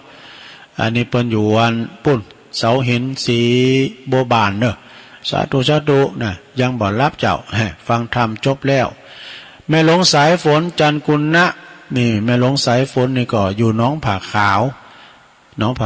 18 เมษายนก็วันเกิดพันพระครูแม่เนี่ยแม่หลงรายงานกรรม18 เมษายนใช่กะงานเปิ้นจังมีนะวัดน้องผาขาวปอบุญธรรมเนอะปอบุญธรรมชัยกาดจากหมูเปิ้งเนี่ยอันนี้60ผู้ใหญ่ตีตุลุงก็เคารพนับถือทำทานหนึ่งนะฮะหมูเปิ้งอันนั้นเปิ้นไปปิ้นจานปูนเจ็ดลิ้นบุญ ยายแดงดอกตาล้อมเนอะเจริญปอนโดยนะแล้วก็มีแม่เดือนเพ็ญทิมวางโดยฟังอยู่เจ้าแม่เดือนเพ็ญอยู่น้องหานน้ำบ่อหลวงนะแม่แดงอัมพรแตนดอกไม้นี่เปิ้นอยู่ที่จำตองนะไหวสาเจ้าตุลุงฟังอยู่เจ้าแม่ไพรเนอะแม่อัมพาพันธ์ชัยเมืองยองนะแม่ไพรอันนี้ก็เปิ้นอยู่นี่อยู่สีจุ้มบันเดินไซทองเนี่ยเปิ้นปิ้นนั่นแม่บุญธรรมอุปธรรมอุปถากวัดอันนี้กะบันเลินครูบาเต้โดยแม่อัมพรกันถ้ามีโดยเนอะเจริญพรปโลมงคลมูลชีพปลงโรยอันนี้อยู่น้องเงอก็ฟังอยู่เนอะไหวสาฟังอยู่ร้านพัฒนานเนอะโยมพัฒนานวิจิตรไพศาลเนอะเจริญพรแล้วก็มีสมเกียรติจินากันนี่ฟังอยู่เนอะ แม่กันดาสีเนตรอันนี้จากหางดงฟังอยู่นะแล้วก็มีบ มีโดฝรั่งอังกฤษอ่ะเดี๋ยวไปโทรมาเถอะอุ้ยนงเดี๋ยวย่อรอก่อนตุลุงอ่านไล่กันเดียวแม่จันเลื่อนสายเนี่ยขอบคุณแม่จันเนี่ยปุตขอคิดเปิ้นจันเน็ตเดิมเจ้านาขอคิดชมลมสกาย89ตัวเนอมีโยมแม่ชีจินดาจินพานีด้วยเนี่ยอู่ทองนะปอลงน้อยเนี่ยปอลงน้อยก็ตักมาต่างลายบุญช่วยบุญผลตัวเนอแล้วก็อุ้ยน้องตัวเนี่ยนี่เปิ้นก็ตักมาต่างลายก็ขอบคุณเนอที่เปิ้นโทมได้ก็ขอตุลุงตักต่างลายกำเตอะอีน่ะก็ตักต่างลายให้พองนะสะท่าเนาะแล้วปอบุญธรรมเปิ้นโทตึมติดฮอน่ะตุลุงตักต่างลายกำเนอก็ตักไปน่ะตักไปต่างลายก็ถ้าว่าโทมแต้นก็ตักมาต่างลายตุลุงตึงตักก็เติมพวกเจ้ายัดตักอยู่ เอาตอนนี้วันนี้ก็ได้เวลาที่ตุลุงจะได้เปิดสายเนาะอูจาป้าสายกันไปเมมหยังก็แต่ไปวัดหอขนมหยังน่ะก็โทรมาที่เบอร์0899556506เจริญปอนเจ้าป้าน้อยกัดมากนะเจ้าขัดคอของใจให้ส่งมันถึงเนาะมันเคยถามว่าไม่น้อยห้องคุณเพิ่งก่อเจ้าเตยายหอมในนามของพัฒนันหมื่นที่ลงนะเจ้าพอพิจือละอ่อนคณะเจ้าวันที่20มีนาของห้องไป500นะเจ้าหายของใจละนอเราก็เป็นขอปอนหอยหายนะเจ้าลังที่ใหม่ก่อนนะช่วงนี้ขอเอาปอนก่อนนะเจ้ายายขอป้อนหือปีน้องตั้งหลายจึงยิงจึงใจสบายกันเจ้าอยู่ดีมีสุขจึงหนุ่มจึงเข่าโควิดที่เก่าอย่าเข่ามาหาโยกปีกันเนอร์ปี65ขอหือไกลกาโอมีคนเจ้าที่หานใดมั่งมุนตุเจ้าคือใดเป็นเจ้าเป็นนายสุขภาพดีน้องปีตั้งหลายหือสุขสบายเวิร์นกันจุกขออานิสงส์วันดลล้างหลูกุศลข้างจูฟังซ้อยทำการงานใดงานใหญ่งานหน่อยมดไซปล่อยเจริญยกดีเลิศล้นคนตันละเสริญสนุกเปิดเพลินเจริญเก่าหน้าทำรวยกันแล้วไม่ลืมเอวหาตุลุงยองกายังรออยู่เจ้าไปแอวว่าได้โควิดที่เก่าโอเมคอนเจ้าอย่าเอาไปตุยตั้งแต่นี้ไปขอรวยถ้าหากคือหวยทีหนึ่งนะเจ้าทีหนึ่งนะเจ้าเจ้าคำย่องวรรณกรรมนะเจ้ากำลังปากหอเนาะภาษาไทยแปลว่าคนไม่พูดกันไม่คุยกันแต่กลับมาพูดกันดีภาษาย่องคนว่าปากหอนะเจ้าไว้ซะเจ้าปากหอพอหนากันปีใหม่แล้วเนี่ยเนาะเจริญปอนกราบนมัสการครับหวยปิ้งมาแล้วปอนั้นจันครับผมหวยปิ้งหวยหัวจ้างจังหวัดลำพูนครับขอบคุณเนอปอนั้นเนอหวยปิ้งทุ่งหัวช้างแต่ตะกี้ที่ว่าก็หาหนังกึดพอดีแอมน่ะผมฟังใครรู้เรื่องก็เจิมได้แต่ถ้าว่ามันเจิมได้เพราะว่าตุลุงก็เตือนไปอย่างเงี้ยช่วยไม่ได้ขอบคุณเด้อปนานเด้อประกาศในความรู้นะขนาดนี้ผมฟังใครรู้เรื่องมันเป็นทำยองเหรอทำยองทำมาลายโลดโผลโลกเจริญปอนนมัสการครับเพื่อนน้องเบลมาแล้วเนอะน้องกบสวัสดีปีใหม่เนอะแต่กะสวัสดีปีใหม่แต่กะเพื่อนน้องเบลมนต์ดังใดพ่องเนี่ยปีใหม่เลยครับนี่ฮะช่วงนี้มีกิจนิมนต์ดังใดพ่องครับผมวางวันนี้กับไปไหนกับกวาดวัดกวาดว่านี่กะผิววัดอยู่วัดครับผมนมัสการตัวลุงนั้นได้ไปไหนอยู่เฝ้าวัดนะคุณเฒ่าเนาะอยู่ที่มีสุขเนอะสวัสดีปีใหม่น้องกบด้วยเอาเจริญปอนจะไม่สาตุลงอันนี้แม่สายทองจ้าแล้วแม่สายทองจ้าแก้วห้วยกาญกำลังใจตุลุงนะเจ้า98.5ชัดเจนดีนะเจ้าชัดเจนเลยเนาะขอบคุณแม่สายทองหนักๆเลยกับไม่สาเจ้าจบแล้วการตุลุงก็ฟังพระครูทำเด้อ ขึ้นแล้วก็ฟังท่านอาจารย์ไมตรีจุนจบเจริญปอน เจ้าค่ะพระสาเจ้าทุลุงวันนี้ก็มีบุญแต่วันหนึ่งนะตื่นขึ้นมาก็ได้ยินเสียงน้ำเสียงธรรมนะเจ้าแม่สุเกี้ยวศรีละพรสิเตี้ยพระองค์ละปุณเด้อได้ฟังทุลุงได้ไหวพระสั่งตัวทุลุงแต่เจ้าแล้วเด้อเจ้า ดีกะดีสวัสดีปีใหม่เจ้า ได้ฟังทุลุงตลอดเด้อเจ้าจากไหวจ้าสาธุเจ้า0899555656เอิญพระดังอาจารย์เกษมปัญโยห่วยปัญจ้อยด้วยเด้อปลงเหล็กเขาเนาะปลงเปียกเจริญปอนการได้จัดเจ้าทุลุงแม่สีทอนกันเนี่ยเนาะเสียงป้อยเจ้าแม่สีทอนตื่นมาตีสามแล้วเนี่ยฟังมาตีสามแล้วเนี่ยโอ้ตื่นเจ้าเด้อน้องบัวใส่ประกันเจ้าฟังถามเธอทุลุงจะหรอชัดเจนดีเนี่ยทุลุงชัดเจนดีเนาะโอ้อันสถานีเจ้าพระเจ้าเนี่ยสถานีอันเนี่ยกันเนาะอันพระบาทอุดมเนี่ยโอ้ชัดเจนดีเจ้าขอบคุณตลอดเนอะขอบคุณหลายๆเนอะแม่เนอะสาธุเนาะเจ้าไหว้ศาลเจ้า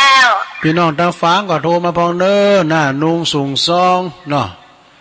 หน้านุ่งสูงซองแต่ไม่อายหน้าเมืองหรอหน้าเมืองยาดาทงฟังเจริญปอนครับไอ้ครับแม่สวยนะสีทอยแม่สวยครับปนนั้นหยังปนนั้นหยังฟังมาตั้นเขาปนนั้นหยังปอสวยครับสีทอยแม่สวยปอสวยมั้งปอสวยเนาะปอสวยปอสวยปอสวยแต่กะสีทอยแม่สวยครับสีถอยเนาะสีถอยแม่สวยโอ้ฟังอยู่นะฟังกูต้นกูอ้องกูเจ้ากูเล้งดีแล้วมาคอยจะโทรมาพร้อมกันก็ได้หัวบนฟังเนาะหลวงพ่อครับวันนี้เขาไปตัดกันเข้าก็ได้ยินนะโอ้ได้ตลอดเลยนะได้มันมีวันเก่ากองอย่างได้หมดอ่ะนะมีอาการลิโกแต่ว่าทิ้งเข่าป้าหานี่ก็ไปก่อนเพลนเนาะสังฆทานในตลอดวันอ่ะแต่ว่าสังฆทานนี่มันพี่นะไปเด้อเนอะย้ำเลยเดี๋ยวย้ำว่าอันสมาร์ทขอบคุณประสแวงเนอะสีถ้อยโทรมาจ้ะโทรมาหลังไม้ก็ได้เนอะป่ะตอนนั้นสแวงเนาะสาธุแม่สวยสีถอยพวกนั้นนี่นะสีถอยเหมือนบ้านของอันแม่พลอยเจริญปอนไม่สาเจ้าทุลุงไม่สาวรักเจ้าแต่ประการแม่สาวรักอันนี้แต่ประการเจ้าเจ้าเนาะพระบาทอุดมและเจ้าทุลุงโอ้ชัดเจนนี่เนาะเจ้าชาเต็นดีเจ้าดีแล้วไม่สาเจ้าทุลุงขอบคุณเนอะสาธุเนาะประตังแม่สมเพชรครับปุถุเนอร์ตังดอยโตนดอยแก่นเดียวฟังกันอยู่ก็ไอ้ทองบินเขาเนาะเจริญปอนไปสาธุลุงฮานบุญตันมาแล้วบุญนำมาแล้วป่อบุญตันป่าไร่ป่อบุญตันป่าไร่ธรรมดากับม่วนเนาะ3 ยอดเนาะกำลังใจตรงเนออากาศมันห่อนเอาไว้ปอได้อยู่กันน้ำปิงอยู่เลยนะโอ้อากาศนี่นักเกนห่อนนะซะนะว่าขี่รถโปรเล่งซักอยู่ในรถยืนจิ๋วๆเหรอมันติดแอร์เนาะเจริญปอนนมัสการครับตุลงหนองเขียด1เด้อโอ้โหหนองเขียด1อันนี้โอ้คนทรายเนอะเดี๋ยวฟังชัดเจนเลยเนาะครับกว่าจะเข้าหาได้จะเป็นญาติแล้วฟังแล้วมา43ครับโอ้ดีแล้วนี่กะ60เฮาฟังกันสองคนกับน้องร้องฟังตุลุงตัวแล้วก็อู้กันน้องวอเลยครับเอาแล้วนะบ่ฮกกันไปได้เราควันกันไม่พอกันพี่ยะ60ครับผมเป็นกำลังใจนะครับขอบคุณเนอะน้องเขียด1น้องล่อง1อันนี้ดอยน้อย1เนอะคนทรายแม่เพนว่าไปเลยจ้าว่าสาเจ้าแสงไฟสว่างตาแสงธรรมะสว่างใจสว่างตาด้วยแสงไฟสว่างใจด้วยแสงธรรมเจ้าฟังชัดเจนด้วยพลังการตุลุงเนอะโอ้ดีแล้วแม่เพนคนสู้ชีวิตเนาะสาธุคนสู้ชีวิตเนอะอันนี้นะแม่เพนนี่เพิ่นก็ติดตามฟังสะพานบุญด้วยโทรเข้ามาแถมเวลาตุลุงหลายอยู่เด้อเจริญปอน กับไปช้าตัวลุง ต้องได้จ้ะ เจ้าแม่อยากจะแม่สุมานะกะ โอ้แม่ลุง แต่เมื่อคนที่ละเจ้าก็ไล่มาทำมันโอยาลองกดนี่จะกระลักติดเดี๋ยวนี้นี่ แม่ลุงสุมาลังกาพิน อยู่อันนั้นเนอะแล้วมันโทรมาได้มันโทรออกยากลุงเอ้ยโทรมาบางนึกจัดโทรมันโทรผมได้นี่ พอจังไรเอามากะ เดี๋ยวนี้ดีแล้วชัดเจนแล้วได้ขอบคุณแม่หลงหนักๆเด้อ กับภาษาตัวลุง แม่หลงสุมาปอหลงทวีเนอะอันนี้เปิ้นลังกาพินเปิ้นอยู่ป่าห่าแม่พลอยมณีเขาน่ะฟังกันอยู่น้อยนานทหารเก่าดักไว้เนี่ยแม่ลอยเขาอ่ะ แม่ลอยเขาเนี่ยเจริญปอนน้องจะการแก้ที่รู้ อ๋อยายพรมาแล้วยายพรร้องวัวแดงสันกำแพงเชียงใหม่ฟังเจ้าละกะ ดีกะรับดีเหรอนี่เขาหลายๆนะมัมดีเนี่ยนี่มันน้อย มันหอดเปิดพัดลมมาได้ไหมเนาะเปิดพัดลม ตั้งคือนมเนี่ยนั่นแหละเปิดว่าเสียความสุขเนอะแต่เป็นบัจิเป็นบัจิมันได้เสียงนักเฮิร์นก็อยู่ดีแหละเมสันชิดมาเจอว่ะพวกก็ไปวัดได้เด้อพวกนะวันสมัยวันนะแล้วก็อันไปขอปู่เจ้าเดียนเนนหันได้ห่อ1 สัก 2 ห่อไอ้ไก่แม่บ้ากับเขาอยู่ไกลวัดได้แค่ไหนก็อยู่ข้างกำแพงอ่ะเนาะนั่งหลบเกิดตามมันนี่เลยดีกับตานวันเนี่ยทยอยไปเนี่ยแม่เนอะยายพรเนี่ยทยอยไปยายตานจ้าจ้ะขอบคุณนานๆนะยายพรเนอะแฮปปี้เบิร์ธเดย์สวัสดีปีใหม่สาธุน่าอยู่ดีมีสุขเหมือนกันเนอะขอเถอะยายพรมีสุขภาพสมบูรณ์แข็งแรงเนอะโอ้ตุลุมได้ปันป้อนเถอะเจริญปอน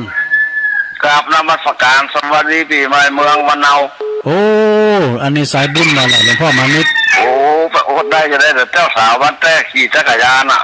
นั่นกะมันเจ็บคอเลยปวดเพ่งขันให้หน่อยก็ไม่เป็นในแอกถูกหรอกมีทางเพลงลำวงสุนทราพรของเขาของบรรยากาศอันเป็นสงการภาคกลางเนาะของเขาก็จะมีซอห่ำปีใหม่เมืองอยากของน้องขันแก้วในบนลายมาเนี่ยนะแล้วก็ฟังทุลุงเตดแต่ทุกภาษาผมนะฟังได้แต่อู้ไปจ้างมาได้อู้ภาษายองได้น้อยเดียวอ่ะต้องเคยนะได้เคยนะได้หมดอ่ะที่เขาฟังบอกงูแต่ในสุมาแต่ที่เขาฟังทุลุงที่เป็นภาษาไทยภาษาอย่างนี้นะเนาะภาษายอเนี่ยเขาเกิดได้แง่แต่เขาอ่านบนเราคนอยู่บนดอยบนนู้นจากภาษากลางภาษาไทยถ้าภาษาอังกฤษอะทุลุงแบบรุดไปมันเจ้าปริญญาบนหลังควายเราปริญญาโทบนหลังควายด็อกเตอร์เผ่าทานนึกว่าเล่นกันนั้นเนี่ยปีใหม่ใจดีเนอะยิ้มแย้มเขาได้สร้างบุญเขายิ้มแย้มแจ่มใสเขาสร้างบุญแต่ที่ทุลุงว่าเขาเนี่ยเบาที่สุดเนาะเขาเบานะพุทธทำสงครามมันกลายเป็นตึงดอกกุหลาบปลายตึงเป็นดาบเป็นหอกเท้าบดีวัตีประสุจริตเนาะดาบสองคมอ่ะมันย่อใส่กันตาเขาปึ๊กตาบอดอ่ะย่อใส่หน้าผากแตกกันเนาะค่อยอันอโหสิกรรมหมดพ่อปีใหม่เมืองปทุมศาสตร์ก็ลำหัวคออโหสิกรรมแต่กันวันนี้กิจกรรมของวัดสำนักสงฆ์ของบุญเนอร์อันจะมีการขนทรายก่อเจดีย์ทรายเอามาดั้มไว้นี่ละพ่อหลวงพ่อสารเสวียนผู้ช่วยพ่อสารเสวียนแต่เมื่อแรงนี่5 โมงแรงเนอะก็ออกสถานฮอมูลหมู่เก่าแต่รับทับใกล้ลุงจะแห่กล้องตักสายคนก็เงินสถาเขาเปลี่ยนจากตอนนวดยาตอนเจ้าเสียมันบอกเขาปึ้งดาวถ้าทาเป็นตักหวานเอาตอนเย็น5 โมงก็ป่านมันถึงค่ำก็จวนเงินสถาญาติโยมประกาศเสียงตามสายเขาก็จะให้ข่าวแล้วว่าป้าละเอกละอ่อนมาเนาะเขาอยู่ได้รักษาวัฒนธรรมไว้ประเพณีของเขานี่ดั้งเดิมเนี่ยทุลุงที่ทุลุงเทศว่าวันที่13รุ่นนั่นพศนั่นที่เขาได้พบกันวันที่13เป็นสังขารโลกนั่นคือปฏิทินของล้านนาในมันแบบเคลื่อนทุลุงแต่พอมาเจอแบบเดียวเนี่ยของวัดท่าคำของพระคุณเจ้าคุณพระครูอดุลศิลคีตินะมันเคลื่อนตั้งแต่ปี50 ปลายมาละพศ2550 ปลายเนาะไปจนถึง2590ก็เนอะ ถ้าเขาก็เลยก้อยทยอยบอกคาถาเนาะเวลาเขาไปประชุมคณะสงฆ์อำเภอน่ะตกลงยกมือกันหมดอ่ะเอาที่14ร่องไม่มีเหลือมาถึงบ้านท่าทายเอา13ร่องเราหน่อยเป็นอาการเนี่ยตุลุงนั่นก็แต่มาเป็นยังเขาก็ก้อยโน้มน้าวจิตใจของคาถาเขาตั้งเนี่ย3 ปีล่ำตายได้กันตุลุงคือมันถูกตามแต่ทีนี้เขาหามืดจันทร์วันดีเอาของพระครูอดุลศิลกิจว่าถ้าทำจะดีตั้งเพราะฉะนั้นอันอย่างก็ได้ถ้าอย่างมันถูกเขาก้อยถ้าย้อยดัดเขาไปบเรือปัญญาของลุงน้องครับอันนี้ถ้าท้าวันผู้ปดึงมาหลายเขาก็อธิบายเป็นฟังผมจะมีการส่งข้อบ้านแล้วก็สืบชะตาบ้านไปเลยนึกแปลงซุ่มหื้อเสร็จเรียบร้อยพระธาชาวบ้านปไม่ได้หมู่เก่าตุลุงเดินสายแล้วเนอะใส่สินมงคลต่อเข้าบ้านไผ่บ้านมันวันทูกวันฮือเนาะวันที่16ส่งข้อบ้านเสร็จลุงก็จะเริ่มสวดสืบชะตาครับสวดตั้งแต่ว่ามาแล้วลุงพระเจ้าสวดมาแรงธรรมะไอ้น่ะดีแล้วเอาเป็นของสมบัติชาวบ้านกับจองกับวัดกับวาแล้วก็คือกำลังใจกับชาวบ้านเนาะคือปลอดภัยหายจากโรคภัยแค่เจ็บทั้งหลายอันโควิดไปไก่อย่าเล่นปีใหม่แล้วเนาะนะเนาะครับผมสาธุไว้สาธุลุงเด้อหลวงพ่อมานิถาวโรเจริญปอนไว้สาธุลุงโอ้เก่าสีนี่มาเจ้าแหละที่ถามเจ้าถูใจกับที่เขาเพราะนั้นประเสริฐก็ไว้สาปีใหม่นะครับปีใหม่เมียงถูกหลงอยู่ดีมีสุขอันนี้มันยืนยาวเป็นหลวงปู่ลงไซต่อไปครับที่ตามรับฟังเจ้าครับชัดเจนที่เขาของวันเกตกับวันที่เขาเข้าใจง่ายเขาเนาะพวกยัดเตะทำสืบชะตาด้วยครับทำศาลากาลิวิจสูตรครับหลวงพ่ออันพระบาทอุดมเปิดจังเตพระโอฟังเปิดมูลจะอย่าสังกะหะกาศาลากาลิวิจสูตรธรรมมงคลครับขอบคุณปนนั้นประเสริฐหลายๆเด้อครับชีวิตมงคลดีครับลุงเอ้ยอันนี้มันเน้นเย้าหลวงพ่อหลวงใส่ต่อไปเด้อวันหลวงไปก็จะเป็นอันตุลุงเข้าสาธุฝากฟังคิดถึงประดังปนันจันทร์ศรีสุวรรณเด้อเนอปะอุ้ยหมอนเฮาปะเกตที่ยะเขาอ่ะนะว่าวัดมักกะยอนกันเนาะตุ่นน้ำตุ่นหลงเจริญปอนแกพระศาสเจ้าท่านตุลวงแม่คำแดงของเมย์แม่สุดน้อยเจ้าของฝางติดตามมาฟังตลอดเนอแต่มันลามันลืมเนอขอบคุณหลายๆเนอเจ้าสาธุได้หมดปีใหม่นะเจ้าสวัสดีเจ้าสาธุนะอยากขอตุลวงโชคดีเนอ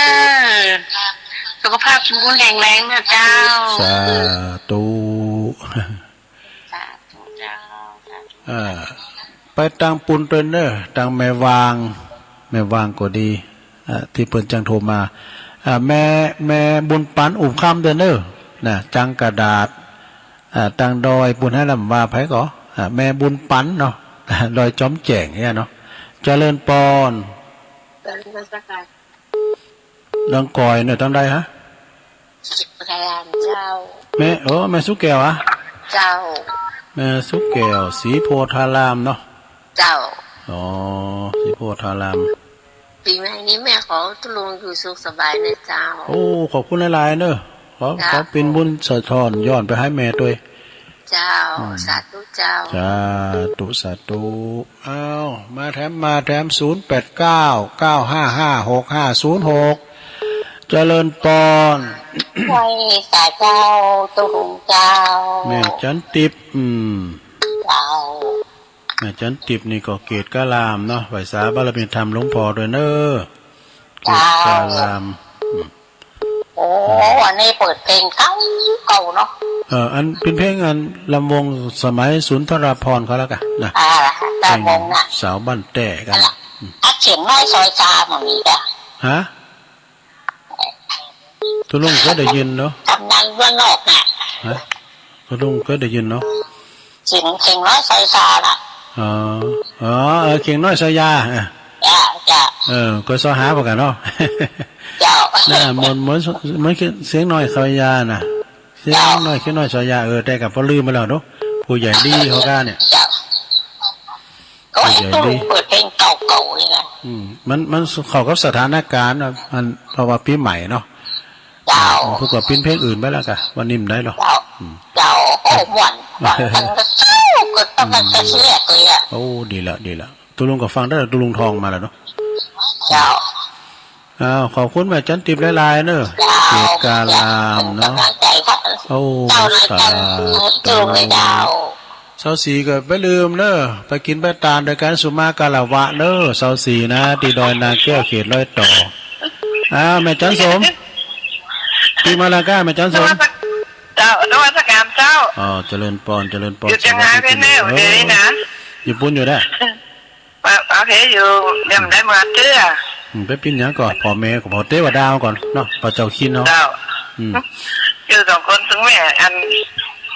เปิดกันเข้ามาอยู่ตัวกับเพื่อนกับลาบดีกินดีอากาศไม่เป็นยังโอ้เปิดรับดีกินดีก็ดีแล้วเจ้าโอ้ก็จะต้องตื่นตี3 ครึ่งไปปิ้นยังรับดีวันนี้ไผออกนี่เนาะตุลุงน่าจะออกมาเปิดโน้ตบุ๊กพอตุลุงจะเตะโยมีโน้ตสวัสดีปีใหม่เนอะตุลุงสวัสดีปีใหม่เหมือนกันเนอะเจ้าขอประจุกำลังใจเนอะเจ้าตุลุงยินดีเนอะฟังอยู่เมื่อคืนก็ฟังกันอยู่นะเจ้าดีแล้วนวัตกรรมนะเจ้าเดี๋ยวก็ฟังท่านพระครูแถมก็ขอแม่อุ้ยหมอนใจอายุมันยืนยาวเด้อเนอะโยมแม่อุ้ยหมอนเฮาเจริญปอนเจอไว้สาเจ้าท่านนานสุขสันต์วันปีใหม่นี่อาจารย์สีเนาะเจ้ายมฟังอยู่สุขาอันนี้ก็แจงโหลินเนาะแจงโหลินฟังฟังแค่แล้วเนาะยินดีแม่จันสีนี่ก็ฟังอยู่ตลอดเนาะต่างกันแม่โบพัดเขาถ้าได้รับลูกหลานก็ปอหน่อยบุญปันเขาเนี่ยนะแม่จงดีเขาเจริญปอนเจ้าไว้สาเจ้าตรงแม่อยู่ไหนแม่อยู่ไหนอยู่สันตะแพงแม่ยังอภัยแค่เจ้าแม่อภัยอ่ะอภัยแค่เจ้าปะภัยเนาะเจ้าก้อยเจ้าแช่จางเนาะไม่ก้อยเจ้าแม่ก้อยแม่ก้อยอันอยู่สันกำแพงเนาะสันกำแพงสันกำแพงโดยสกิดกับฟังกันไล่ลงไต่ลงเนื้อดีแล้วผู้ก็ฟังแถมเนาะป้กันกะตุลุงไม่นอนวันที่3อ่ะไปนอนก็ไปนอนคนเดียวไปนอนใดทำไรมาป้ากันเด้อสาธุเด้อแม่ก้อยเด้อสาธุขอมาแถม0899556506เจริญปอนเจ้าสาธุเจ้าแม่น้อมมาตาจ้างได้ยินเสียงเพลงสาวบ้านแตกก่อนจักรยานขึ้นติ่นดอยถ้าอย่าม่วนได้รถเคืองกะจักรยานนี่เปิ้นมานักปั่นน่องเหล็กอ่ะมากันเป็นหมู่แหละเปิ้นขึ้นมานะเปิ้นขึ้นมาอันที่เปิ้นขี่รถเนี่ยรถสปริงแมนนี่กะรถน่ะเปิ้นมีเกนะรถสปริงแมนเนี่ยใช่กะรถเนี่ยขี่มาแล้วเราถามว่าโยมเอาเท้าแตะพื้นไหมแตะเลยว่ะขี่มาได้แล้วโอ้ยก็เฮาเตียวนี่ปุ๊บขาอยู่ดับบ้านเนี่ยเปิ้นขี่รถถีบมาได้นะเปิ้นเป็นเก้มันขอบคุณแม่น้อมจากตาจากทำสายเนี่ยทำสายหนึ่งสายที่23เจริญปอนติดแล้วเจ้าแม่จะรู้ไปสาเจ้าแม่จะรู้จบดีปีใหม่นะจบดีปีใหม่ด้วยเนอะจบดีปีใหม่กันนะเจ้าไปสาเจ้ากับโอ้หลายกรรมแล้วมันมาติดไปย่างรอได้เจ้าดีกันไปย่างติดแล้วหนูวันที่24มาเนี่ยนะอาจจะไปเจ้าป้ากันกะเอาลูกขับรถไปกันเนอะเอาหน่อยขับรถไปเอาลูกขับรถไปพอไปบุญไปเจอขอบคุณแม่จะรู้ท่านดูแลสุขภาพเลยนะเจ้าสาธุเนอะเจ้าถึงจะดูแลนะถึงวันเลยนะโอ้บุญมากหยุดบุญมากหยุดทำสายเจริญปอนโอ้ไปจ้าเจ้าเวทจะได้ละในการที่วันมากองนะเจ้าอาจารย์ศรีโอ้อาจารย์ไม่ได้นั่งมันอาจารย์ไม่กี่เหตุ 3-4คืนนี่นอนไม่ฟังถึง4 ทุ่มมันถึง4ยังไม่ฟังกูเจอทีได้ก็ฟังไปติ๊กๆเนอะมาฟังกูตุ้นกูจะโอ้ดีนะจะไม่ตีประเทศดีใจแล้วเพราะว่าจะคุ้มได้อยู่เนาะมันเป็นจะคูนี่เนาะแต่ที่เวียดนามเมซีอ่ะแดงอ่ะขอบคุณแม่ไม่ดีใจเนอะที่ไม่ตุ้มเนอะอาจารย์เนอะอันนี้บันกอกเนอะไม่เซมเขาไม่เซนเจ้าบันกอกแล้วก็แม่วันเขาเนาะขอโทษสายกันเนอะยายน้อยกาดนัดป่อนนั้นจันหวยปิงทุ่งหัวจ้างน้องกบเปิ้นน้องเบียวแม่สายทองทันยักแก้วตัวแทนพี่น้องหวยการแม่สุกแก้วศรีลาพรแม่สีทอนอันนี้น้องโบชัยปราการป้อแสวงเนื้อสีถ้อยแม่สวยฟังตึงวันโทมแทนเปิ้นแม่สวรักษ์ชัยปราการหนองบัวชัยปราการบนเด้อปอบบุญตานป่าไล่เจดีย์3 ยอดน้องเขียด1 ว2 ว8แล้วก็มีแม่เพนขาวเตี้ยจากตาจ้างแม่สุมาแม่ลงสุมาลังกาพินจาก4 แยกป่าห่าตำบลเมืองกี่ยายพรร้องวัวแดงหลวงพ่อมานิถาวโรสำนักสงฆ์หอมบุญโตมีกิจกรรมเนอะเพราะนั้นประเสริฐนาน้อยนาแดงจากเมืองน่านแม่คำแดงคลองมีจากเมืองฝางแม่สุกแก้วศรีโพธารามสารปีแม่จันติบเกตกาลามเนอแม่จันสมมณีจักอันนี้ก่อนหลังกัดแม่สาวไปอยู่ด้วยแม่ปุ่นแม่คำโซเปิลหมดแม่คำเนาะแม่จันสีสุขานี่อันนี้ก็อยู่แจงโหรินฝางแม่ปะภัยแช่ช้างแม่ก้อยสันกำแพงเนอะแม่น้อมตาจ่างน้องหล่องนะแม่จรูนปกปิงเมืองแล้วก็สุดท้ายแม่จันสีบ้านมะกอกตัวแทนพี่น้องบ้านกอกเนาะโอ้ขอบคุณเนี่ยกูเสงกูสายน้องไพ่เต้นของผู้กอโทรมาแถมมันถึงวันเนาะแถม2 แก้วอยู่อย่างนั้นก็สถานญาติโยมวันนี้ก็ไปวัดไปวาคุณไส้แสวัดกันไปปักจอปักตุงไปอาบน้ำพระอาบทรงน้ำพระเจ้าอีกอะเนาะวันนี้เป็นวันหอวันเนบเด้อต่างใจในไปเดือดกันเด้อจะไปเดือดกันจะไปด่ากันมันจะบาดีนายิ้มแย้มแจ่มใสปิยวาจาอุมนจ้าหวานใส่กันผู้ก็มาวัดมาวาแถมเองอะนะต่อไปก็ตุลุงนำรายการจากราชธาไปก่อนเนอสถานเนอก็เดี๋ยวก็ฟังอาจารย์ปะครูอภิวัฒนาวิกรมต่อผู้เจ้าปักกันทั้งหลายเนอโชคดีมีใจเหมือนการจุพลจุตานเนอสวัสดีปีใหม่เจริญปอนอายุวันโนสุขังปะลาง